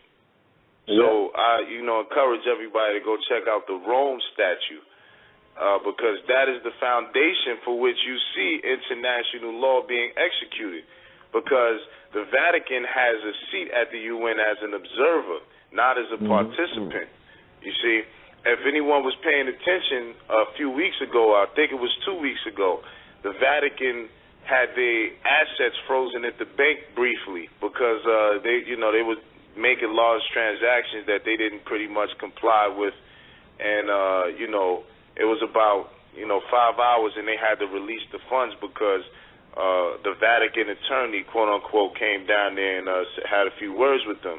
My whole point is that people have to look at the banking industry as legalized money laundering. You see what I'm saying? That's really what's taking place, that money laundering, and the Inquisition is put in place to accuse those who have resources and who's rightfully due the resources, steal it away from them, put it in the treasuries, launder it through their banks. You know, so I just wanted to say that piece real quick on the Inquisition. That's exactly that. And we have to look at the Inquisition as present. It was all the thing that we have to recognize is that they changed. They broke up into what category agencies in order to hide the operations, and that they never ended. And when we think Inquisition, we must think nowadays, right now. Yes, I want to add on also with another passage out of the book. Evangelizing infidels was the highest. Evangelizing infidels was the highest of Christian callings and could cover up a multitude of sins. The search for the gold of black Africa and the muscle of black slaves was always subsumed in the higher and more noble-sounding goal of Christianizing the infidel and attacking heretical Islam. The theology of crusade expressly encompassed slavery. So whenever you hear crusades, please relate that to slavery. Its pre-Christian roots lay in Aristotle's concept of natural law about the master and the slave. St. Augustine sanctioned the concept when he argued that slavery was a form of divine punishment for man's original sin. St. Thomas Aquinas had expanded this theology still further with the argument that slavery provided a valuable service for both master and slave, for the weak supposedly benefited from being dominated by the strong. A series of papal bulls had given the church's blessings. A series of papal bulls had given the church's blessings. In 1452, Pope Nicholas V had issued his bull, which specifically authorized the King of Portugal to make war on the infidels, to conquer their lands, and to enslave their natives. Conventional medieval thinking saw blacks as the descendants of the accursed biblical figure of Ham and therefore subject to eternal slavery, and this was melded with the law of Cain. Medieval observers could recoil at the suffering of blacks at the same time as they rejoiced at the prospect that black souls were being saved from eternal damnation. I'm gonna just stop it right there. Yeah, you know, I just wanted to say real quick, you can clearly see from reading what you're reading that the Inquisition is solely based on a particular process and procedure of theft. It's just a sophisticated thievery, and that's pretty much what it is. Because, as I've said many times, go check out the Black's Law Dictionary, 4th edition, and it'll tell you when you look up conqueror, it'll tell you that a conqueror is the first purchaser of an estate not inherited. You see, so a lot of people also, to take full understanding of the Inquisition, especially and particularly in Spain, you'd have to understand the Moorish Empire and understand how important this role played in breaking the backs of the strongholds. Because a lot of people don't understand it. It starts with the Punic Wars, which we'll be getting into on Monday on the Liberator Radio. You know, I'm not going to get into it too much, but it starts with the Punic Wars as far as the modern-day conventional beef that we particularly had with the Moors and the Christians. It was 3 Punic Wars, 3 of them. You see, so that's equivalent to 3 world wars.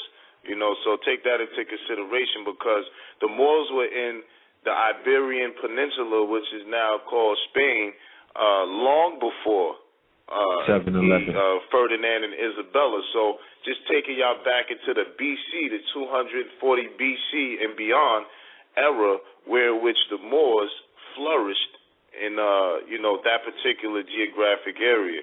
So, definitely take that into consideration. I would just want to add on. Yeah, and Punic is actually come from Punici or Phoenici, which actually means Phoenician. Islam, indeed.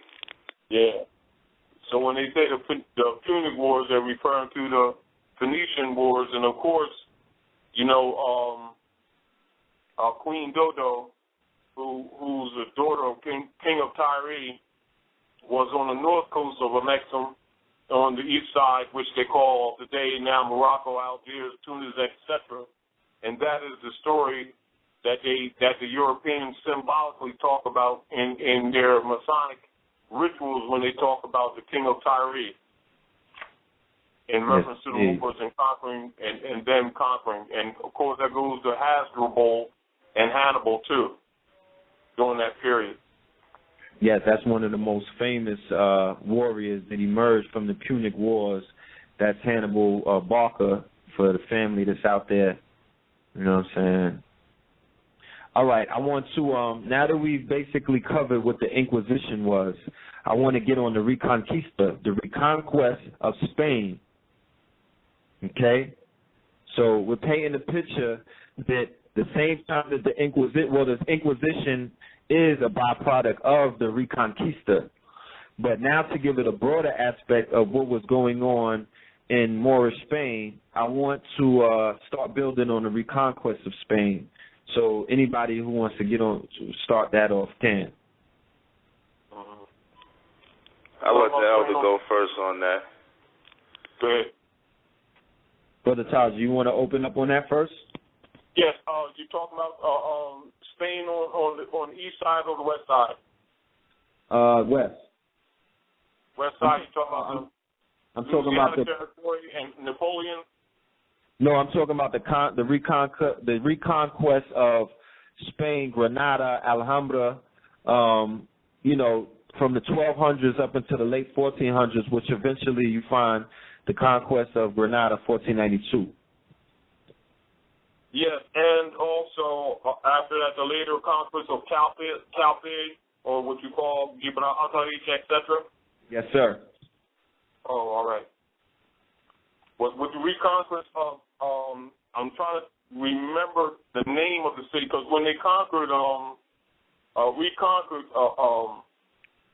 Granada, etc., I forget the name that they called it there. I apologize. I'll make sure that I share that later on, because they renamed that area today. Shyaam, do you remember the name of that? The renaming of the city of the area? I know they renamed Seville, and they renamed a couple of other cities that were pretty much Moorish kingdoms. Yeah, they renamed it Santa Fe when the Moors, when they were going to war, the last war, the outpost that they had outside of the castle, outside of the kingdom, that's where you get Santa Fe from. That's when Queen Isabella came forth, when they were losing faith and whatnot, and they were basically losing the war. She came forth and gave them a whole new breath of life, and they built a whole city there. They built like a border town while they were basically sieging the castles. That was Santa Fe, but I don't. Yeah. Yeah, as a matter of fact, I years ago in my book, The Inquisition Operations in North America, I named that city. I did a whole chapter on that area. But I don't want to get into it now because I can't remember the name, so I don't want to create confusion on that part. But basically, that still rides up even today, even up into to the 1800s, even with Napoleon, because that's actually a continuation of the same field operations. I think a lot of times when we look at the reoccupation or reconquest of Andalusia, that we call Spain, that we have a tendency to keep looking in that one period rather than the continuation of field battles. Mhm. Indeed, I would agree. That's because all of the battles lead up to everything that's going on today. I mean, if you just studied all the wars and the battles between those wars, then you clearly have a full understanding. That's why I was touching on the Punic Wars and that line of descent going on down into, you know, the happenings with Ferdinand and Queen Isabella, because all of these, what people don't, you know, take into consideration is that all of these quote-unquote noble families all preserved or worked at preserving lineage and passed down inheritances through those particular lineages. And they would carry on the grudges of their forefathers and foremothers. So if their foremothers and forefathers usually had a discrepancy or a problem or some kind of disagreement or a war being waged against another particular, you know, kingdom or nation, then they would pretty much take that up and finish that work that they, you know, father or mother left for them. So taking those different things into consideration, you know, it's not necessarily what specifically took place in that period, but because that period was clearly a marker in time to, you know, signify a change in direction of rulership and power, it pretty much proceeded before that, a long time before that, during a lot of successive wars. And after that, you actually see the subjugation is complete when you know, scroll up into the Civil War. Because up until the Civil War, you know, I don't know how many people would agree with this, and I'm not going to go too far off subject, but to me, when I researched all of the evidence surrounding the Civil War was the completion of the subjugation and takeover of the land and property of the Moors. Because, like, when the elder brought up the Ku Klux Klan, you know, anyone doing some quick, brief investigation into the matter could see that the Ku Klux Klan was actually founded from grafting Islamic principles, because they have a holy chloron, you know, and they wear their, you know, their garbs and the pointed hats or the pointed hoods. Based on the way we was dressing in Moorish culture. You know, this is pretty much, you know, evident. Yes, the brotherhood, the mystical brotherhood. And those uniforms, the pattern of those uniforms minus their adaptations of the way they use the cross are actually thousands of years old. Precisely. Yes, and they still carry that tradition on in the Vatican to this day. I want to add on to what I was saying about the Reconquista and get into what was going on with Spain.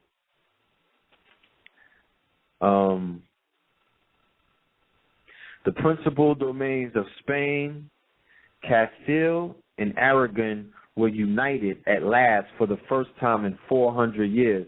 This is when Ferdinand and Isabella got married.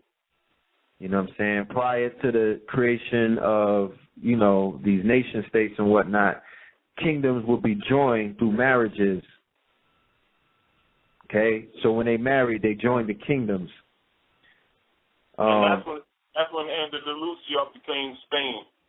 Yes, indeed. That's when it became Spain.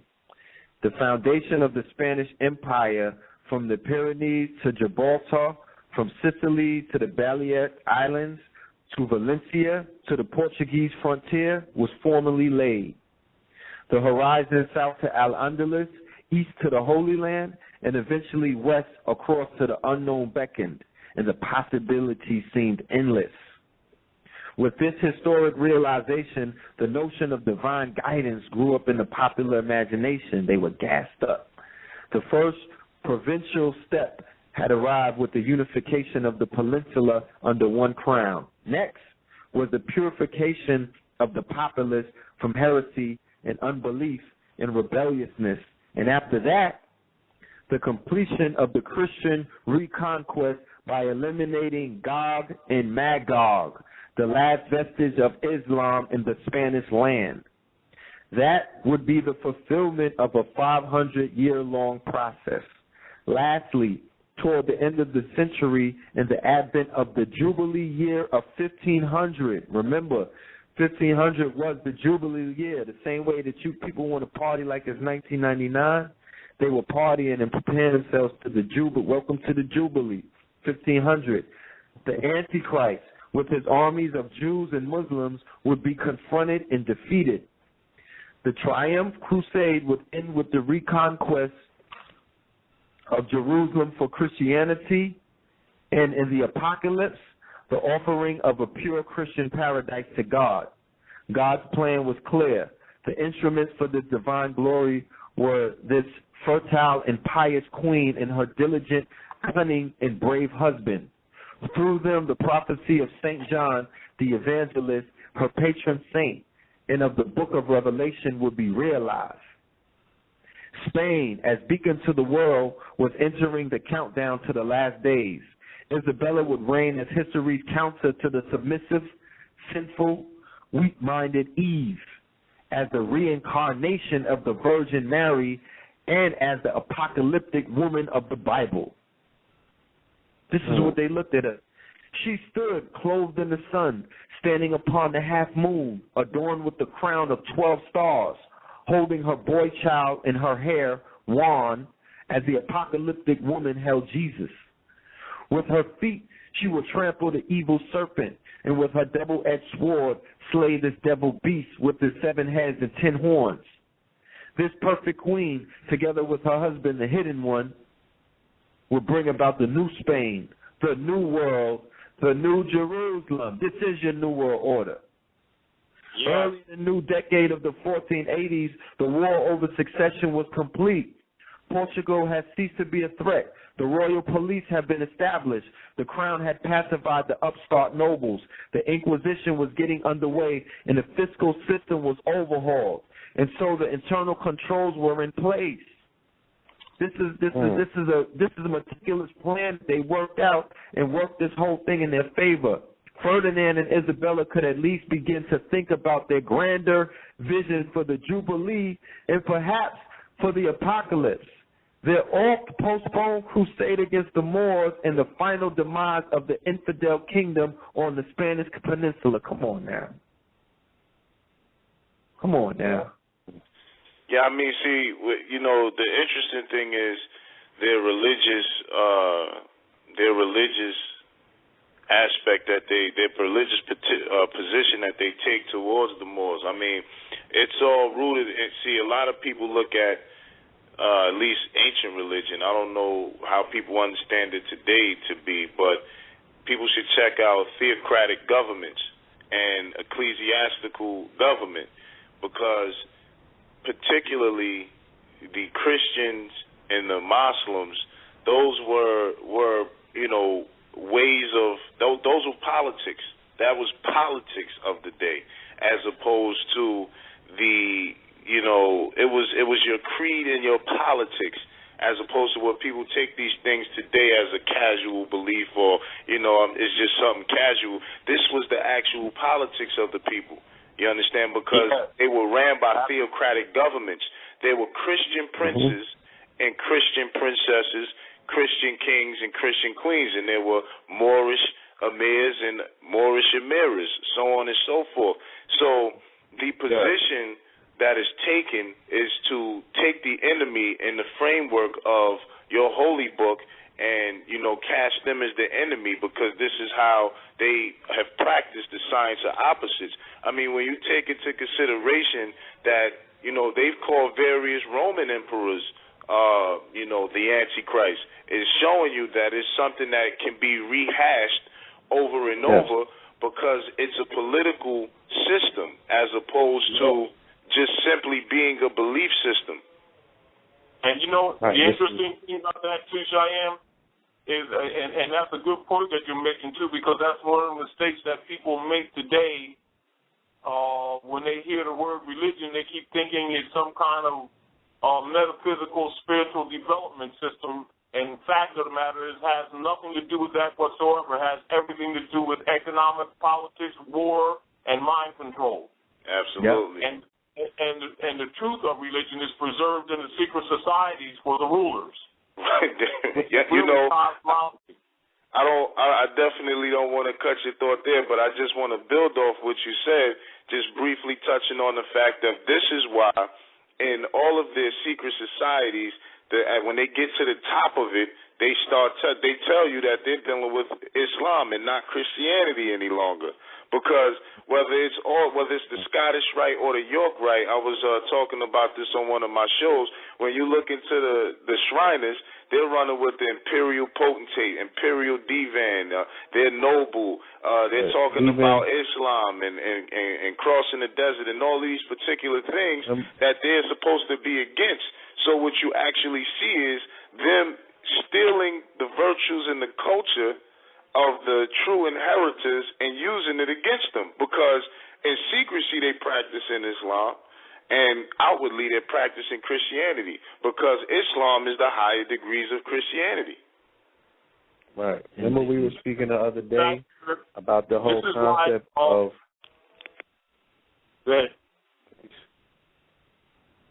Hello? Islam.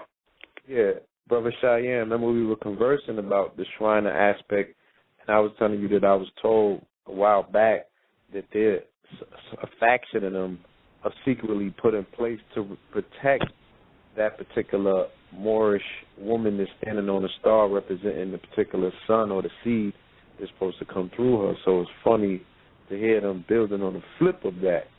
I mean, it's one of those things within any order. There's opposition. So while I do believe, it is a belief, I can't, I haven't spoken to any one of them where they said, to me it's a belief. I believe, I'll tell you what I believe, that sensibly and reasonably there are those of them that is in with power who know that they're supposed to give it back. They know they're supposed to hand things over, but a lot of our people isn't in position. When I truly assess ready for government, you have to have competency in government to administer it properly. So while there are those of them who do know that it's their duty to give it back because they're just stewards and custodians, there are those who saying, no, we're going to rock this thing out so we can't rock it out no more. So I definitely agree, because there's also the Heliobibliothek, rendition of it where it says that the dragon sits outside of the woman waiting to devour the child. And we already know that the Shriners in particularly deal with the hospitals, and we already know what's being pumped out of the hospitals.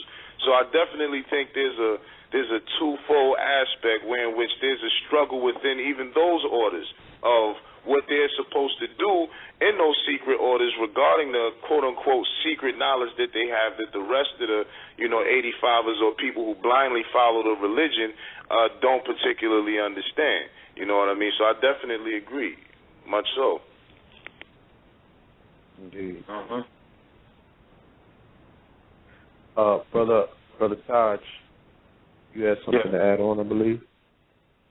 Yeah, well, basically, I was going to pretty much say what he was saying, actually, too, along that line, but he pretty much filled it in, because I'd be saying a few things, but I'd be more or less repeating just what he said.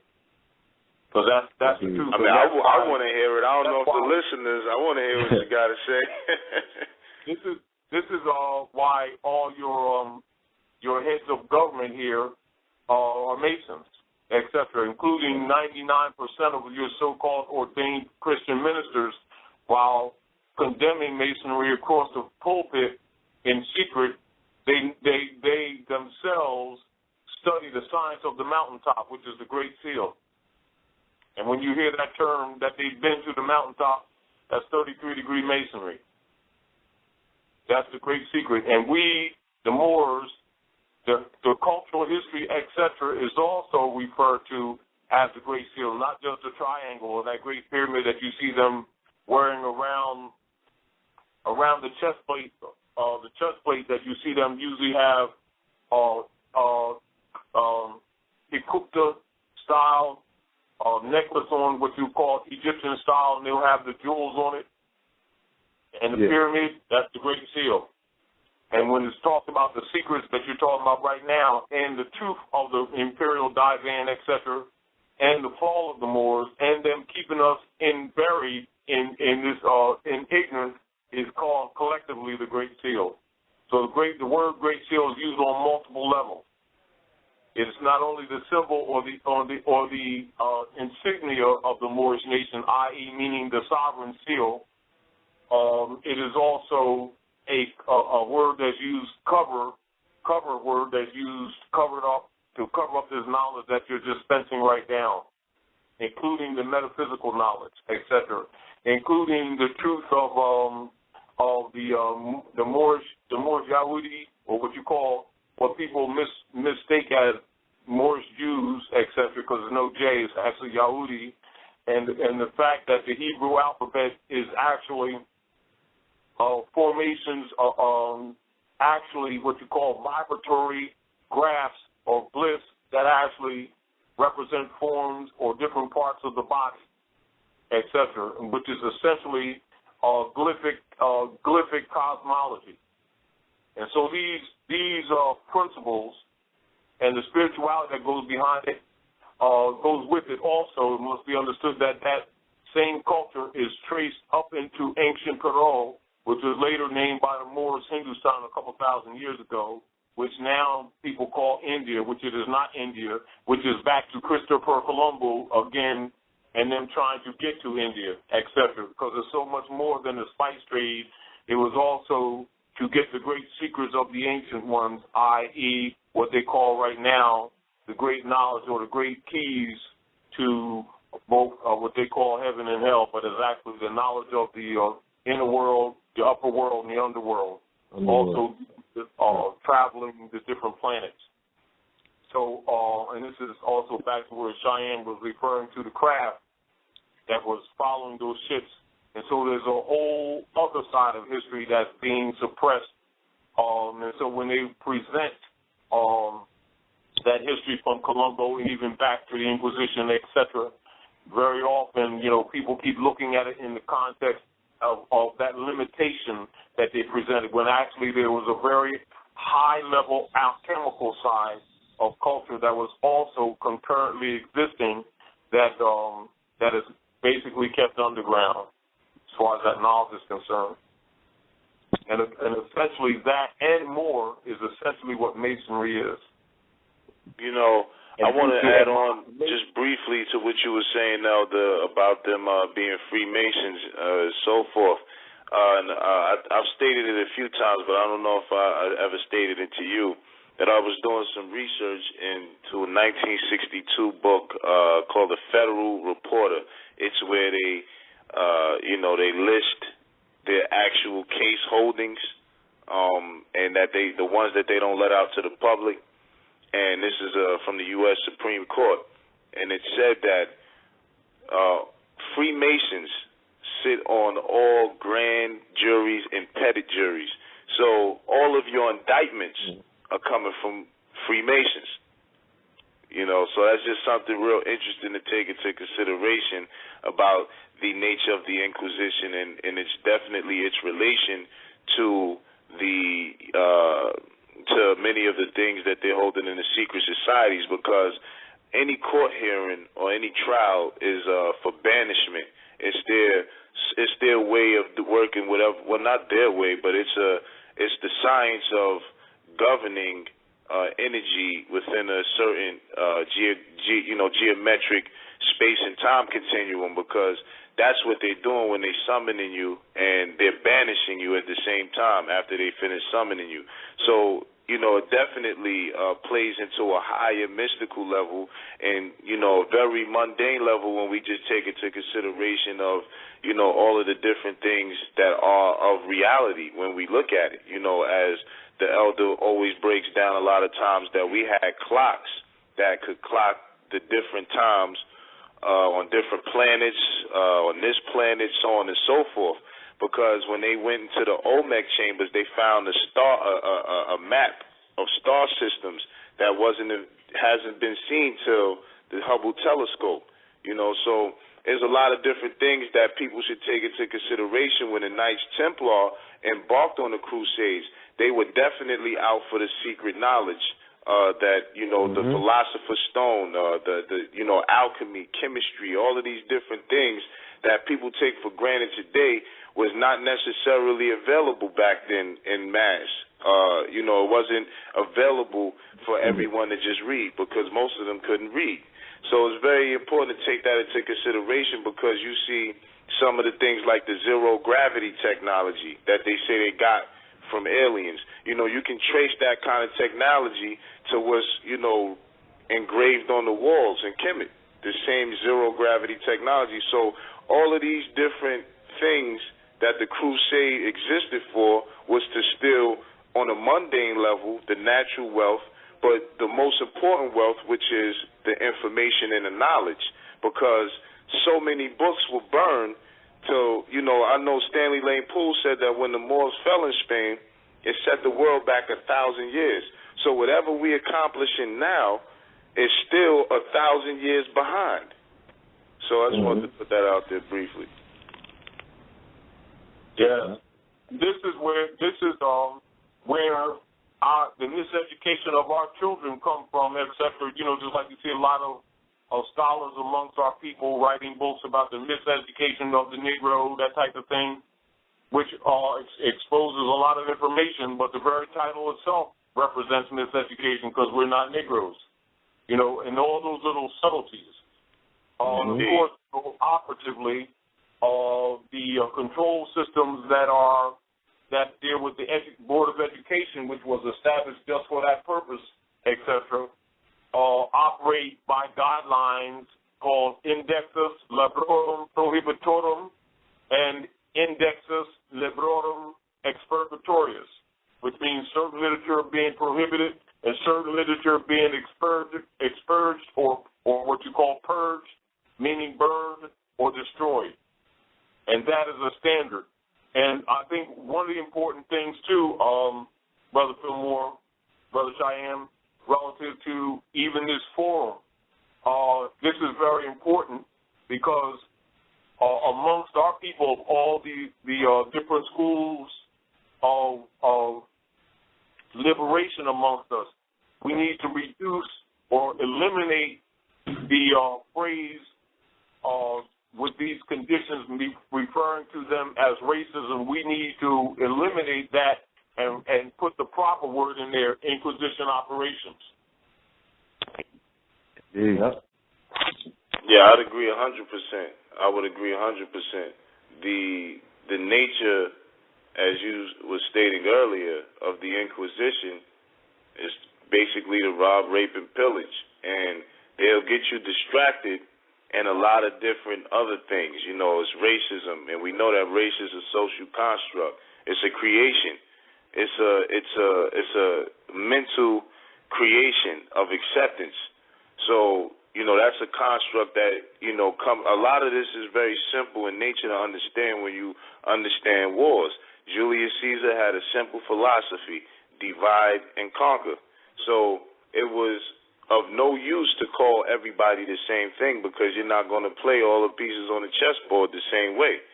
So it was very important to come in, and I think you could take a lot from the metaphysical or spiritual lesson that, is in the Helios Bibliotech, where it talks about the language was confounded at the Tower of Babel. Whether that happened or not, I'm not trying to debate, but the nature of what happens when you confuse a people's language, confuse a people's identity, then you have a situation where you can now come in and rule and govern those people. Can you hold that thought, Shyaam, and continue? I want to make a point on the Tower of Babel. Actually, that's the introduction by the Jesuits, the bishopric, of what is called connotative linguistics. This is when they consciously developed symboliographers and symboliography, which is the art and the cunning of drafting writs, deeds, etc., contracts, etc., and the introduction, the great thrust and introduction of connotative linguistics to begin to bury the etymon of the language, etc., whereas the educational institutions would be by their very existence actually digressing the people in the name of education. And so that's a good point that you're making, but the people need to understand that the Tower of the Bell is actually means connotative linguistics. That's amazing. I'm glad you cleared that up because I didn't know it had any correlation until you just put it that way. And yes, you're absolutely correct. I just want to say briefly too before you continue, Rep, just to support supporting information to what the elder said about changing the way our education is received in connotative linguistics. I got this email and this actual literature real quick. It's very short from Amani Bey from Japan. He sent this to me. This is from Lord Macaulay's address to the British Parliament, February 2nd, 1835. It says, I have traveled across the length and breadth of India, and I have not seen one person who is a beggar, who is a thief. Such wealth I have seen in this country, such high moral values, people of such caliber that I do not think we would ever conquer this country unless we break the very backbone of this nation, which is her spiritual and cultural heritage. And therefore, I propose that we replace her old and ancient education system, her culture. For if the Indians think that all that is foreign in English is good and greater than their own, they will lose their self-esteem, their native culture, and they will become what we want them, a truly dominated nation. So that just correlates to the philosophy and the state of mind that was being utilized against us. I want to put a pause on it. It's 11:11 is coming up. We do our meditation from 11:11 to 11:14. Let's do a collective banishment meditation. If the truth about Columbus shall come out on that day, that our people is going to be down there celebrating this bastard. So, we're going to send. It's still a meditation of love and light, this being a new moon. So the family, we will be back at 11:14. And I know some people might have to go and do some things or what have you. Let's keep it real. Yeah. 11:14.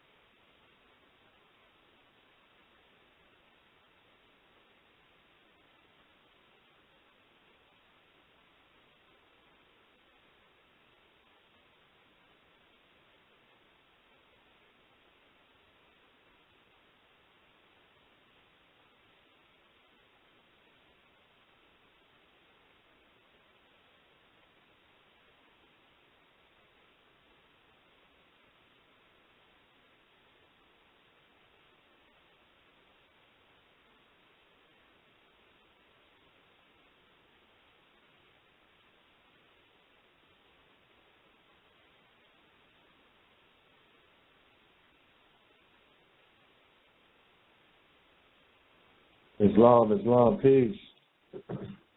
Islam. No doubt. Yes, that was a powerful meditation, and I saw it. Like I don't even have to speculate that the truth was going to come out. I actually saw the truth come out. So I want to give thanks to all of the family that's participating in these meditations. You know what I'm saying? Like, we're doing it. It's not that, you know, this is coming out. We're all doing this as the collective. You know what I mean? I want to give thanks because there's some powerful things that are being done.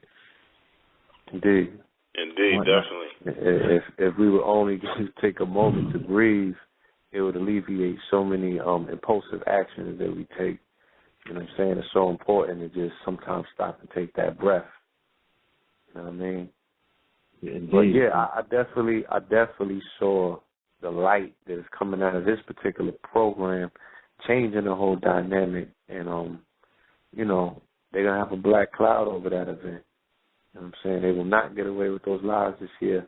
Different portals are opening. Please keep in mind that 10-10-10, which is Sunday, is a major portal opening. Major. You know what I'm saying? Even to the point where they are designating on CNN 10-13 as the day that the ship shall appear. So, you know, they're saying that they're going to make major appearances over the cities. So understand that 10-11, that shit got to crash, man. That got to crash. You know what I'm saying? Word is born. Yeah, you know, that definitely you know, it's all relative. That's all I could say. It's you know, when I take that quote from the Moors in Spain, that book, when he said that when the Moors fell, it set the world back 1,000 years.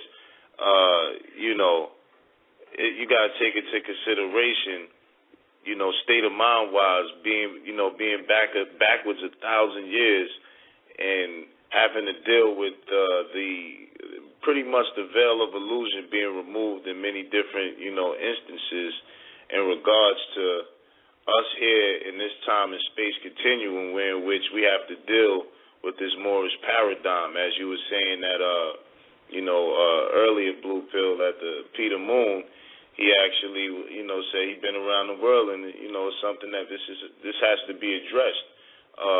I don't know if y'all ready to go into Columbus just yet, but just let me know when y'all do, because I want to read something so people get it clear about what his intentions was, and that shows you what their intentions are overall. Because even when I was discussing last Friday on one of my shows, they likened that if we did run, Stephen Hawkins likened that if we did run into aliens, according to him, that it would be the equivalent of Columbus coming to the Americas. So it's just interesting that he would even take Columbus and liken that to their experience of what they would deem the worst possible outcome. Let's be clear that he was talking about a very hostile interaction by way of them, quote unquote, coming here. That's his correlation was to Columbus was that. You know what I mean? But his reality is not ours. Yeah, they said don't look up. And then they used that in the movie. They used that footage and his saying in the movie that's coming out. You know what I'm saying? Dealing with the mothership. It was called Skyline. Yes. Is Brother Taj with us? Yeah, Brother Taj is there. Brother Taj. Might still be meditating.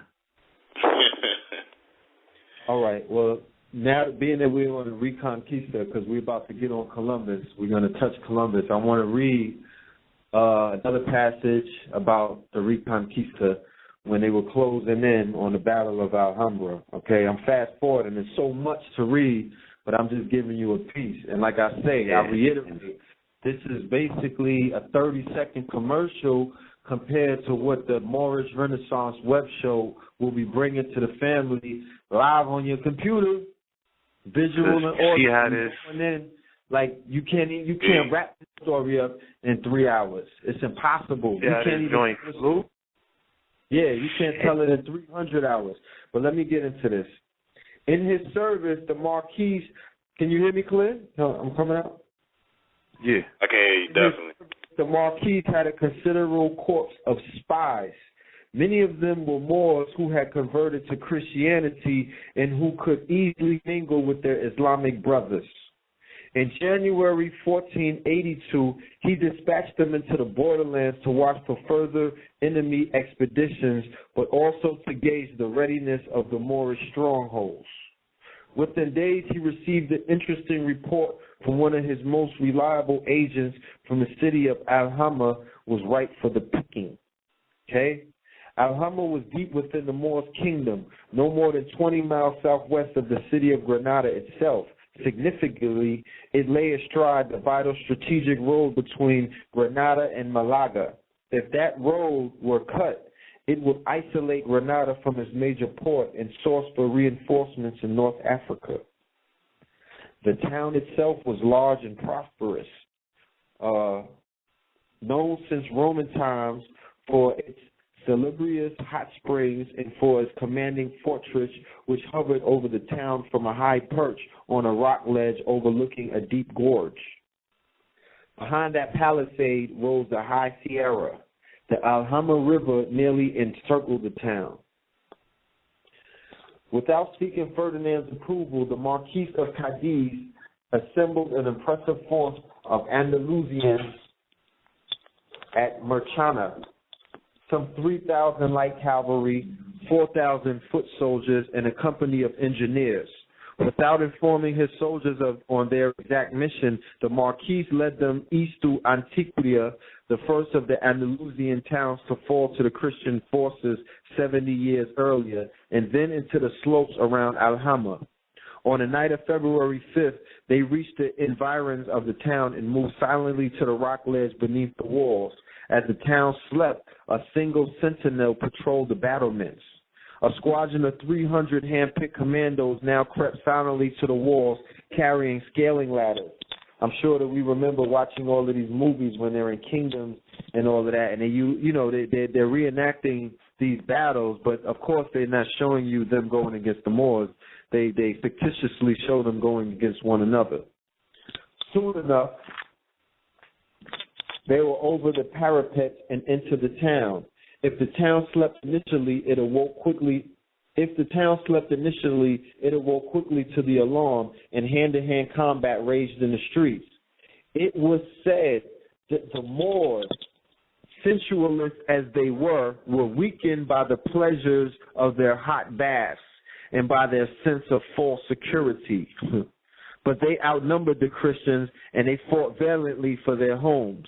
While the fighting raged, engineers went to work on breaching the walls of the fortress the same way that the engineers went to work in New Orleans. Shout out to New Orleans. It was the Army Corps of the engineers that went to work on the levees, just the same way that they did decades before in Louisiana and blew the levees. When the breach was accomplished, the battle was drawn. By dusk, Ponce de Leon held the town. From the dungeons of the fortress, a number of prisoners from Zahara were liberated.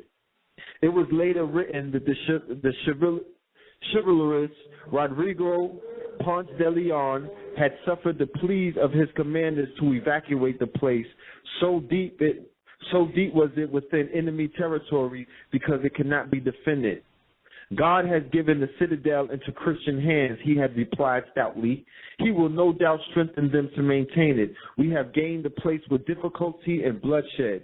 It will be a stain upon our honor to abandon it for imagined dangers. So I'm just in right there. So that's basically just one of the many wars that took place in the reconquering of Spain by these Christian forces. You know what I'm saying? And all of these battles are very interesting to study because we just, we need to put this in our minds. Yeah, that's monumental. If that's not grasped very shortly, then we're going to miss the entire understanding of how we can possibly deal with the current situation that we're faced with. Because like I said, the more things change, the more they stay the same. Exactly. and history rewards those who research. You know what I mean? So here it is. We're showing you that they use Christian spies who mixed in with their brethren, but were really on the side of the cross. That would be translated and decoded in these nowadays. When you fast forward to now, that is government provocateur, agent provocateur, correctional officers, informants, correctional officers, families of police officers who are in the conscious community on the front lines.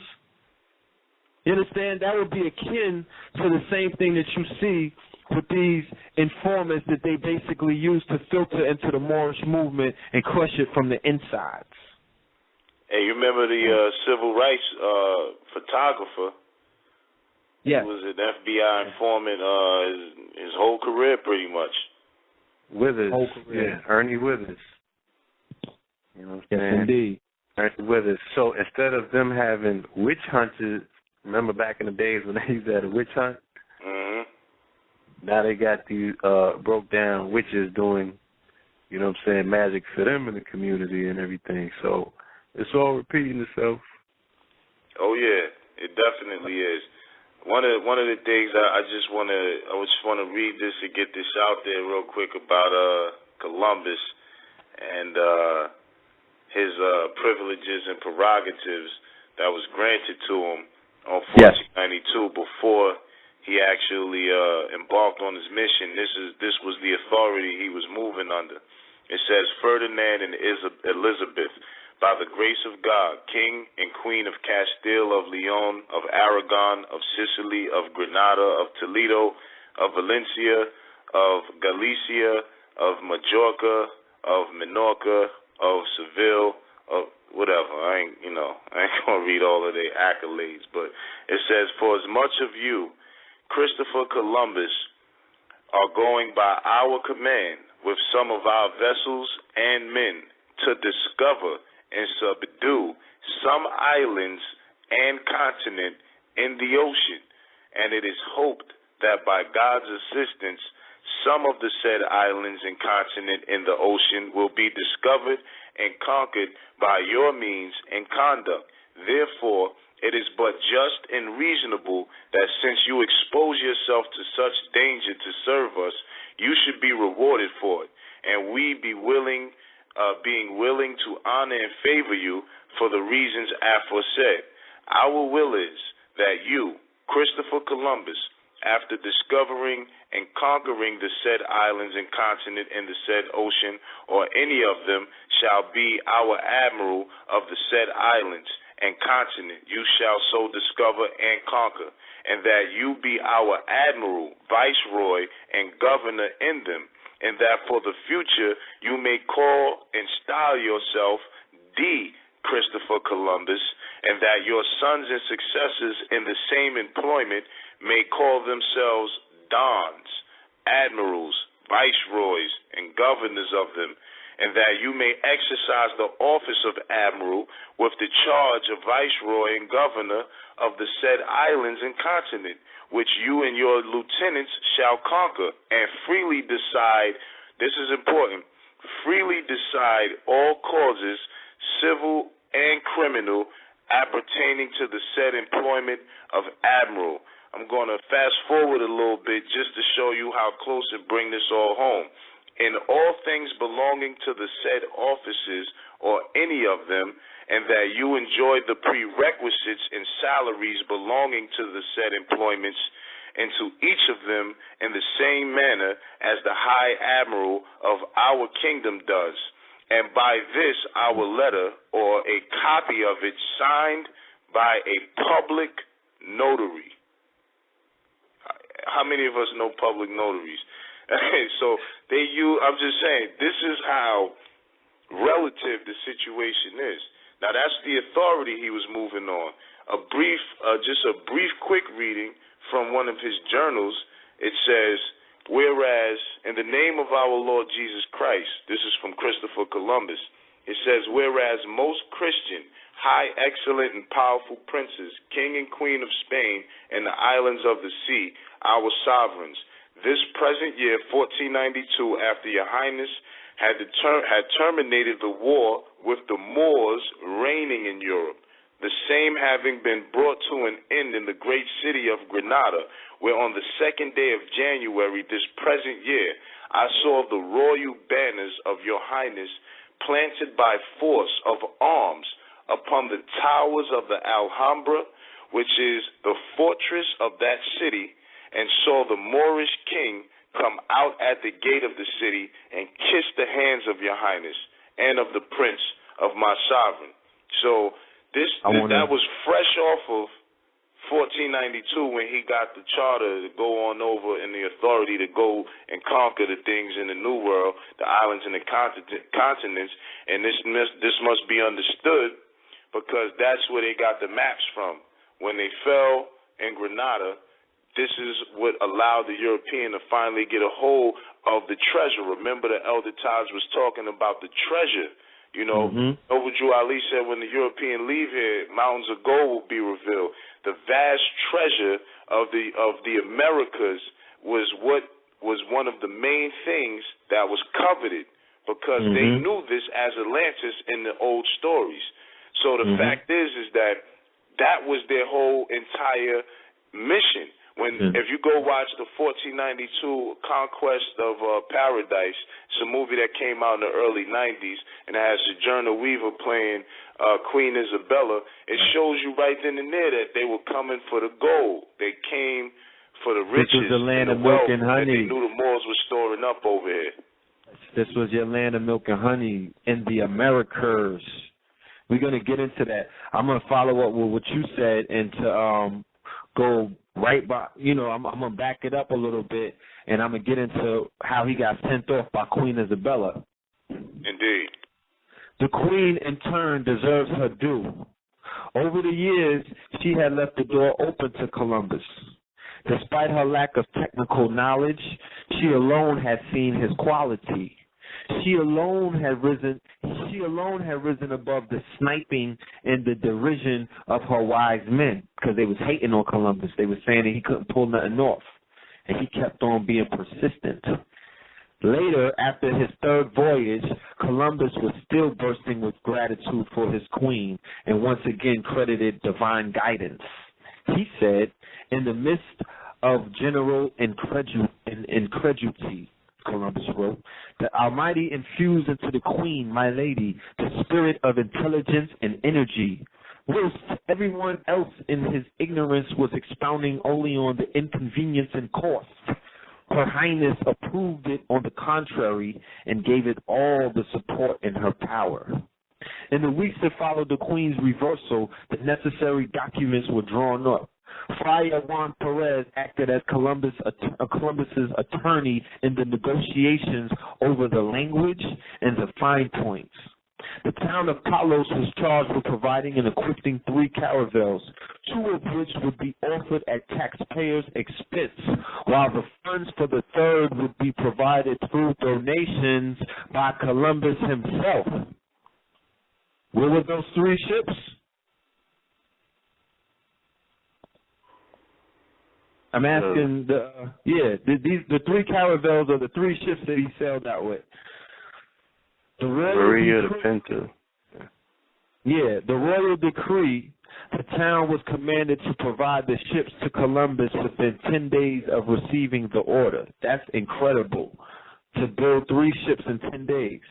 Not surprisingly, 4 months rather than 10 days will end up as the actual time it would take to find and outfit the vessels. In the capitulations, as the Articles of Agreement were formally and appropriately called, Columbus was granted the title not only of Admiral, but of Viceroy and Governor-General of any lands specified as islands or mainlands he might discover.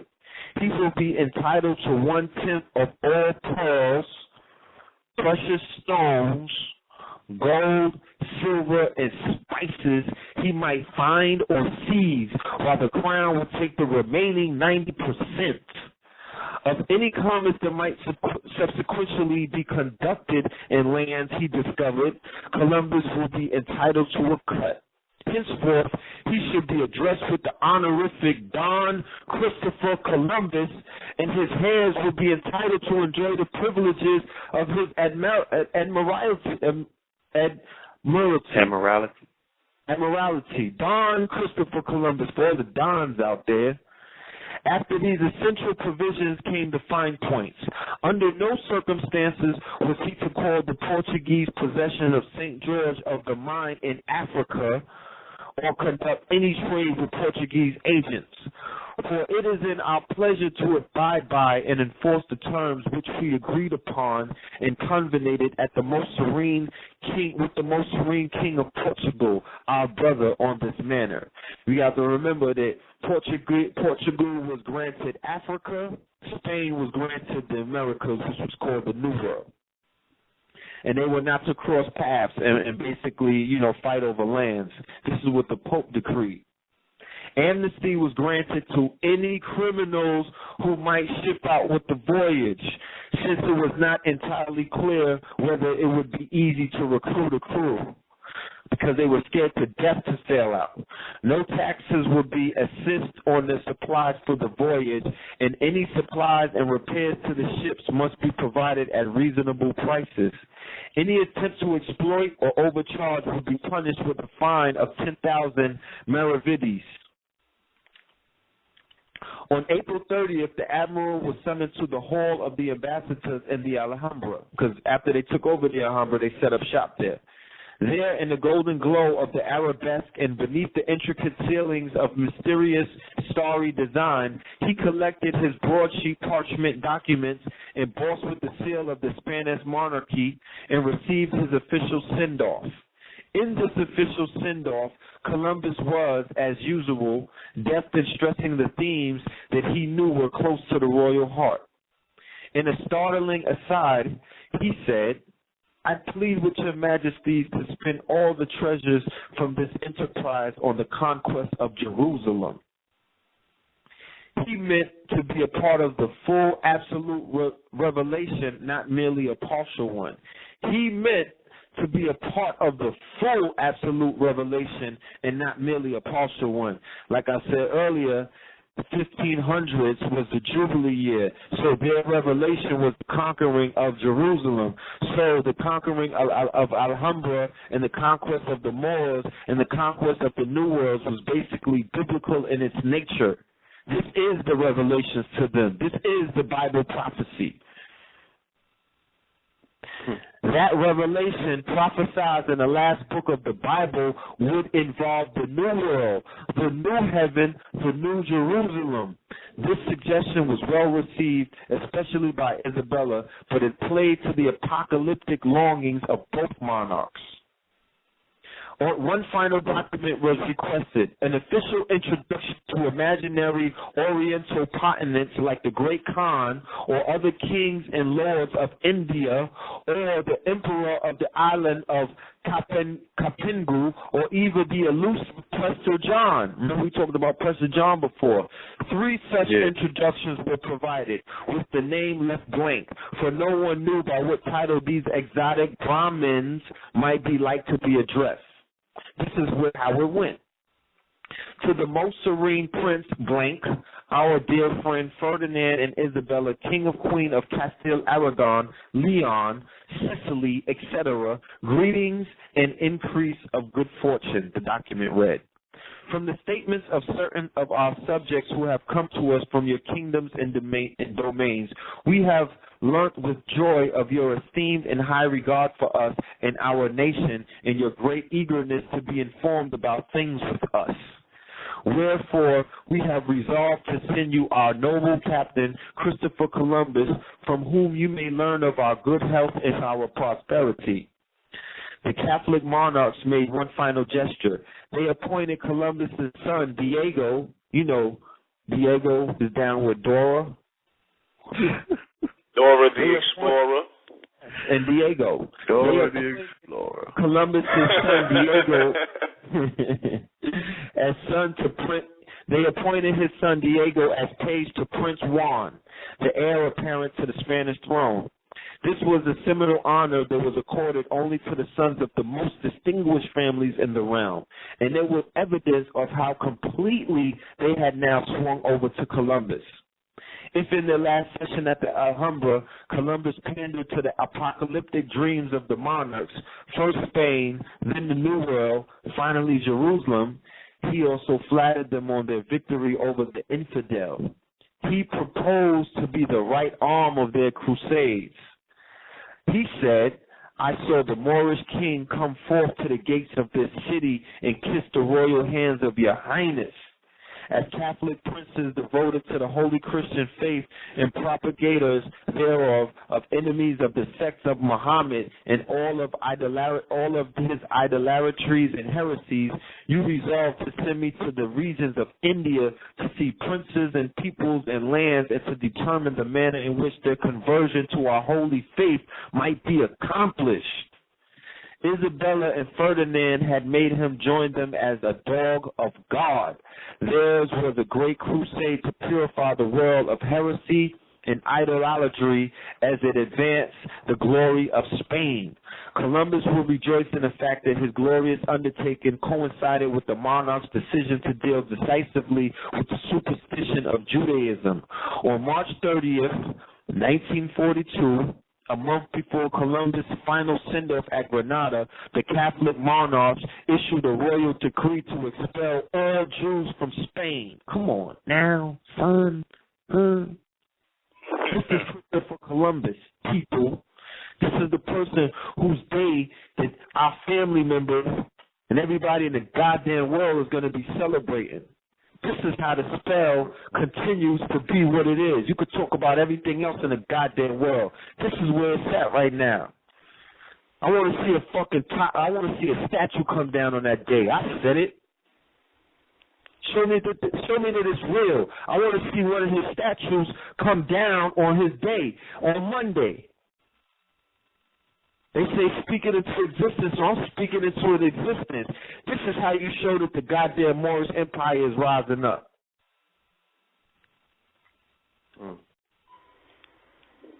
You know, the interesting thing is down in South America a few years ago, I think it was Venezuela, they had took down one of the Christopher Columbus statues down there.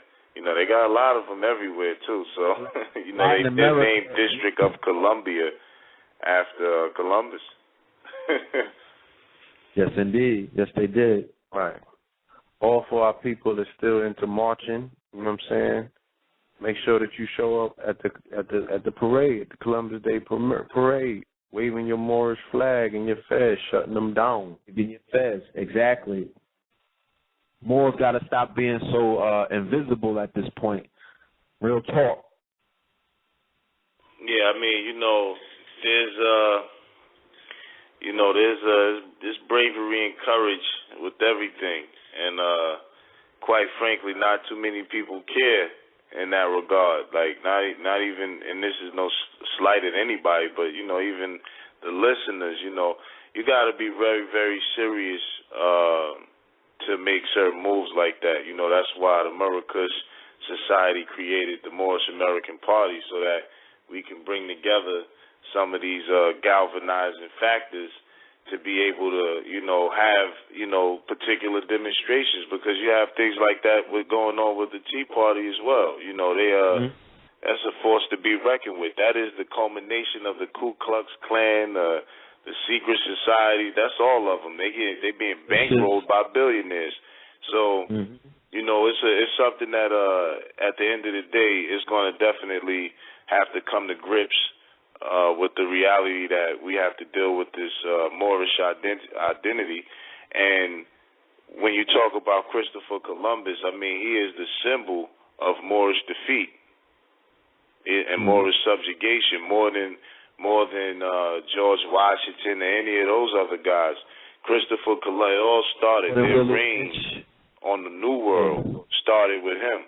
You see what I'm saying? I think we made that ever so clear tonight, definitely. You know what I mean? So, definitely if people are serious, things definitely should be done to show the world that, That's not our discoverer, because people look at the word discovery as if it's something that means it was lost or it wasn't there, then it was found. That's specific legal jargon and legal language for claiming property, discovery.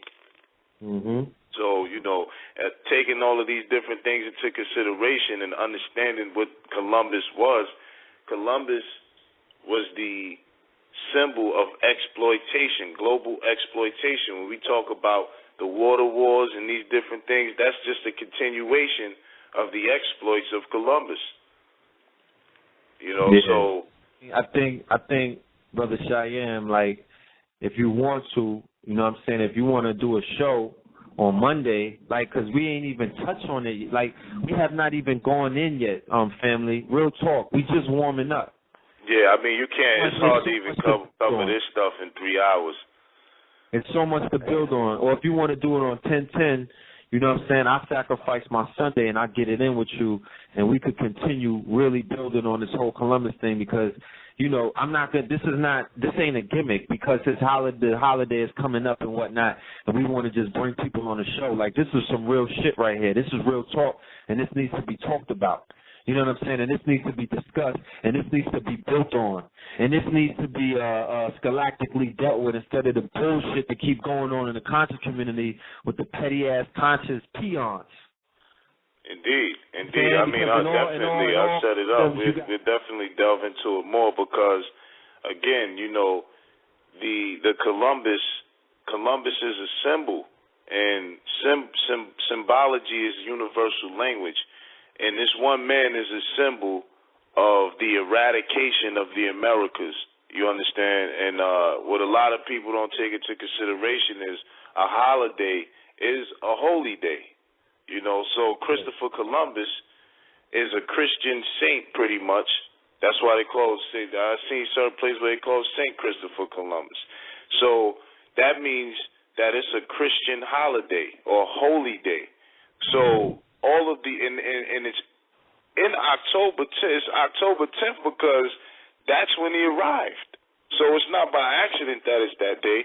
They chronicleize that day, glorify that day, and honor that day.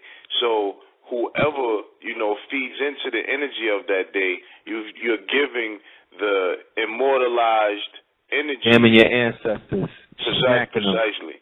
You're doing all of that kind of stuff. Yeah, and this year it happens to be a very strategic portal day, so that we have to take into account as well. You know what I'm saying? You're going to be held into account of what you're doing at that particular time when that portal opens. As that portal finds you, that's who you are. So be very mindful not to be falling into these aspects of giving energy to this dude. You know what I'm saying? Banish him. Can I build on something with because we getting into his crossing the Atlantic now, and then we're gonna get into him, because remember, we got to talk about 80 million on his hands, 80 million in a few years, 80 million bodies at his hands in a few years. Like, we didn't even get to that yet. I want to talk about that 80 million. I want to rob 80 million souls out of it. I'm not talking about Africa either. I'm talking about the lands of the Americas. Mm-hmm. Africa came later in the late 1600s. I'm talking about late 1400s, before the 1500s, 80 some odd million. Columbus was aware that Africans may well have utilized ocean currents to navigate to the Americas. His 1498 voyage specifically used the southern route from the Cabo Verde Islands to Trinidad, an easy crossing traveled consistently thereafter by Spaniards, Portuguese, Britons, and others.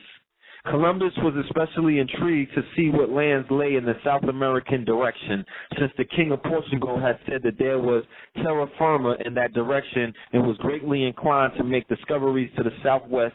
It's some Spanish that I don't understand. In short, the Portuguese had found boats, canoes, which left from West Africa to navigate to the west with merchandise. In the Gulf of Paria area near Trinidad, Columbus found that the Americans that he saw was Thus he saw was well-made, multicolored scarves or sashes identical with those of Sierra Leone, but because of the distance, he thought that the two peoples ought not to be in communication. Later, Columbus stated that each American wore scarves which resembled Moorish sashes, one for the head and one for the rest of the body. Nonetheless, one of Columbus's motives in examining the area around Trinidad was to they put it in Spanish. I need an interpreter to roll with me because it'd be a bunch. Like I said, a lot of our history is in Spanish, Latin, French, and Portuguese. You know what I'm saying? And that's how they put it there because they know that a lot of us don't read multi-languages. Thus, Columbus wanted to verify the truth of what the Americans of Haiti had stated previously to the effect that black people had come from the south and southeast and that their Zagaya spearheads were made of ganem, a brass or bronze-like mixture of gold, silver, and copper. Las Casas doubted the truth of one of Columbus's story about an island with only women. Thus, the existence of an island of Ganem where much gold was to be found was also doubted. Probably in some region there was much Ganem, which was a base type of gold, oro, somewhat purplish, esteemed much by the Americans and known by its smell. Significantly, the Americans of the Gulf of Paria area possessed pieces of gold, but it was muy bajo, que parezca sabrodero, very low grade, appearing to be alloyed with a gilded over silver or base metal. No evidence of black people was found in the Trinidad Paria region, the Americans being either of Indio color or near white, many being tan, blancos, como nosotros, y mejeros, cabellos y bien cordados, as white as us and with better hair and well cut. Thus, it seems likely that the ganin was a base alloy or gilding of gold, which was quite common in the Caribbean region. It may well be that the black people who brought spear tips with it to Haiti were only Americans painted black, a common practice, and not Africans.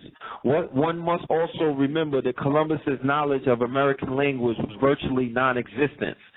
So Columbus did not know any languages of the people that he came across. I just want to say real quick too, you see how he said they were painted black. You know, when you research the legal term for colored, you know, it means painted, you know, a facade. So I just find that very interesting quickly, but my bad, continue. That book is from Africans and Native Americans, The Language of Race and the Evolution of Red Black Peoples. That's written by Jack D. Forbes, okay? So if you, for my book collectors and for my researchers, please go get that book because that book talks extensively about the existence. You got to remember, man, like if you really want to be if you want to deal with common sense, let's just go to common sense. Common sense is he sailed out in 1492. You have reports of Africans being enslaved in the late 1600s and coming over to the Americas. So the slavery that took place, the minute that he touched the Americas, were all of the Americans. They refer to all the Americans as Americans. Marrakesh, Morocco. So we're talking North America, once again, South America, Central America, the Caribbeans, and the islands. So we're talking Jamaica, Haiti, Florida, North Carolina, Georgia, Ecuador, Peru. That's what Pizarro and Cortez. It's the same mission. So all of these people were being enslaved and sent to Europe to the slave markets in Seville and the slave markets in Valencia, and they were being sold as slaves around Europe. And then they were being shipped to Africa to serve in Guinea. When the Portuguese began conquering Africa, they were shipping slaves from the Americas over to Africa. So the slave trade was in reverse. Indeed. 70 million dead. 70 million dead. 70 million dead in about 5 years to 10 years from diseases that came over there and brought the plague over there. Smallpox, venereal diseases that you could only get from sleeping with animals. Gonorrhea and whatnot, syphilis that came from sleeping with sheep and horses and whatnot, dirty dicks. They came over there and gave it to the women of the Americas, Brazil. The Brazilians that you see over there now are the Brazilians that were there before the Caucasian came over there. They keep talking about people who got shipped over there. The Brazilians that are there, all of these beautiful, you know how we love the Brazilians. I'm saying? All of these Brazilians and the Portuguese came over there and fell in love with the Brazilians, and the race that you see of Brazilians that are mixed, that came out of the Brazilians that were there. You know, that's funny too, because Bahia is a state in Brazil, and Bahia was named after a Moorish princess in Morocco. It's a palace named Bahia. Shout out to the 144,000 for posting that footage. You know what I'm saying? They actually have been going to these sacred sites in Bahia and showing the Islamic influence on that place. So shout out to the family that's down there. Yeah, don't get it twisted. All Moorish. So the expedition was a continuation of the fall of Granada at the hands of one who participated in the defeating of the Moors, one said Christopher Columbus, at the behest and the blessings of the Pope and Queen Isabella and King Ferdinand to continue the murder mission and the enslavement of our people. So when we say that the slavery myth needs to be shattered, that's what we're talking about. When we say that they didn't teach you the correct term, the correct history about slavery, and you bugging out, that's what we're talking about. We ain't trying to give nobody credit that slavery did not exist. It always has existed, but the terms in which you're using it is not the same. We're talking about war. We're talking about homicide. We're talking about genocide. We're talking about Holocaust. Don't get it twisted. You know, another thing too, to bring it home to reality to a lot of people, is that slavery in these days and times legally is the same relationship between employer and employee, and that's identical to master and servant. That's a Supreme Court case ruling on that.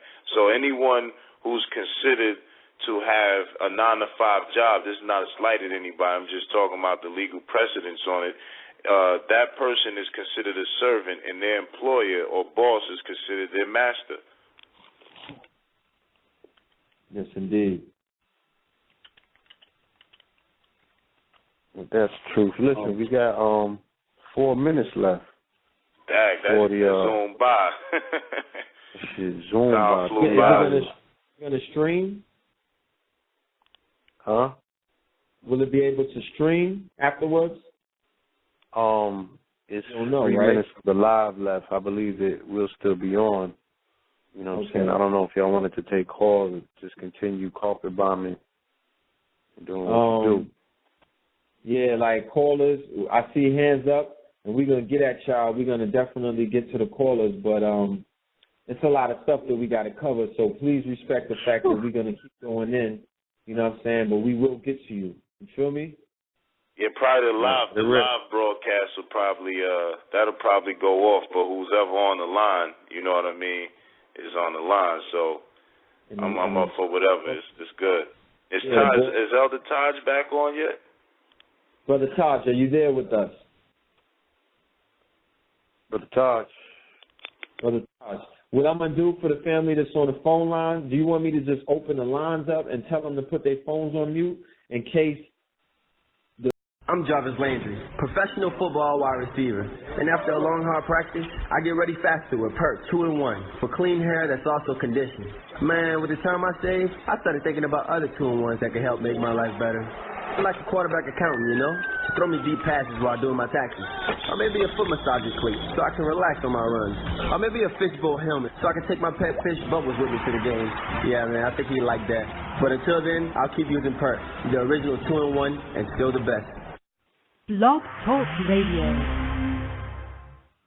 Throughout the ages, the ruling elite.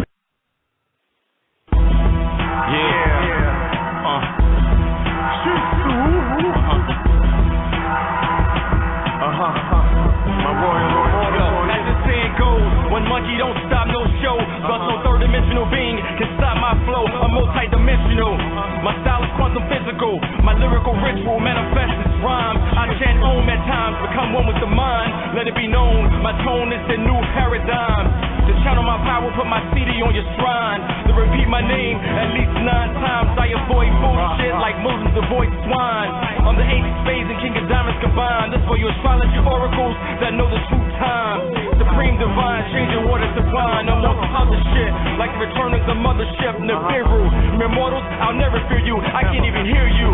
Your frequency is too low, you couldn't feel me if I was near you. Your vibrating too slow, I study you whack fat cats like I study plots in the movie. You actor rappers, that don't move me. Got my people fucked up, worshiping clowns like Gucci. Rick Ross and cheesy, shit is so sleazy, it's cheesy. Hold up, does my ears deceive me? I heard somebody say the best rapper was Weezy. Please, G, none of your MCs can see me. Never. How can you battle the voices of invisibility? I moon rise, a lyrical deity, the manifestation of that dark matter energy. A high priest of the Houthi, the message of Mercury. A warrior of Mars, my words that cause mental scars. That I communicate my tongue, obliterate wars. Fuck your man-made laws, I awaken souls on tours. Nefarious, Syrian, Atlantic, Himite Moor. A royal immortal, one of the magi of the serpent order. Voice of the source, it's chief flowing water. My presence felt like that symbol of the woo. An ancient superhero, the black Doctor Who. Looking down on you from on top of a pyramid view. So pay respect when the gods walk through. What you wanna do? I travel with the Neferu. I'm a rock. Who's next? It's all about race with these black gods. It's all about racing with these black cars. They wouldn't put my face on these black cars. They wouldn't put a lake in my backyard. They wouldn't give us diplomatic status in a conscious community, which would only mean we will kill you with impunity, which would only mean we will kill you for the mutiny, which would only mean we could kill you for your coonery. I appear tall cause I'm standing on the shoulders of the giants, molders of the science. When I heat up in the course, I'm colder than Bryant. My soul is older than tyrant, who rule the kingdom balance in the codes of compliance with the codes of defiance. We're from 85er lifestyle, walk in the lard, bloods in the crib, we was walking the yard, not a red pill crip walking with God. You are now talking to God. Devils in a red dress are stalking the God. In my charts, I got New York in my cards. Planets in Atlantis and Brooklyn overlooking Central Booking. This instrumental's got my mentals cooking.